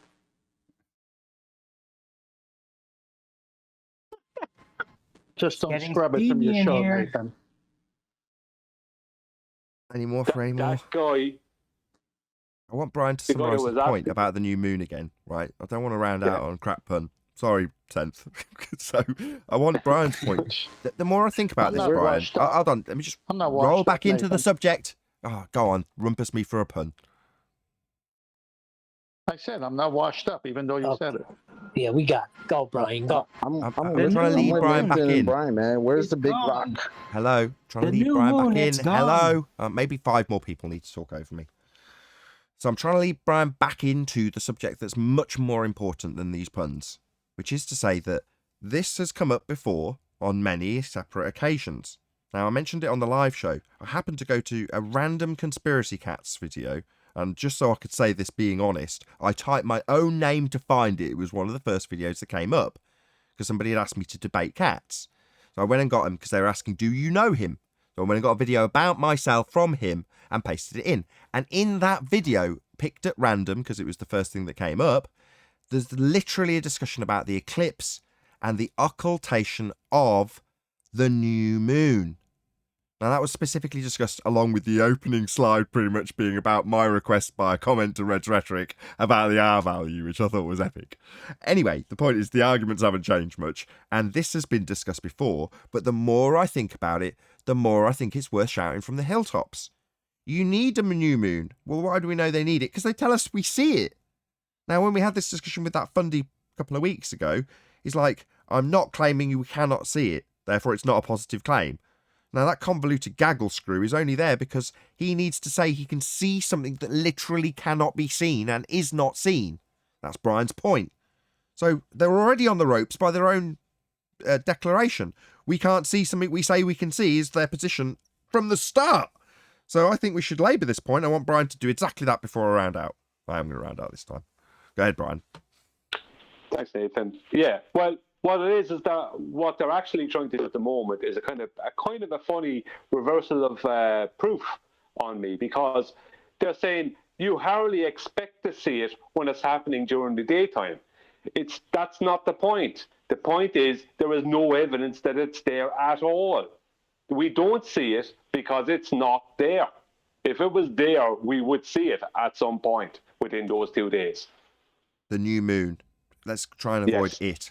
The new moon. The new moon is now the new geometric horizon, something defined as visible. That now we're asked, why would you expect to see things that we ourselves define as visible? I want to know where it goes for birthdays. Excellent summary. Oh God, it's only if only one person. Chocolate had such a beautiful summary to round out on, and you all rumpus the crap out of him. Because we don't want you to round out. Can't you catch on, Nathan? Yeah, whatever. I want Chocolate to give the summary again, because it's the point. It's the point of the show. 4 more hours. Yeah, the whole thing of there's this beautiful moon, new moon, that we define as visible, that we say you can see it. Meanwhile, at the same time, we tell you simultaneously we can't see it. Why would you expect to see it? Sounds very much like the geometric horizon, something defined as visible by your own side, by you guys, right, globies, and then tell us, why would you expect to see this thing that we define ourselves as visible? Because it's clearly not. Perfect. With that, I will say a huge, massive, enormous thank you to both Discord and G+ panels for making today's after show possible. Of course, a massive thank you to all of you in either Nathan Oakley 1980 or Nathan Oakley premiering streams for hopefully smashing the super chat, liking, commenting, sharing, subscribing, or becoming a Nathan Oakley 1980 channel member. I've been Nathan Oakley, and I will see you all in the next video.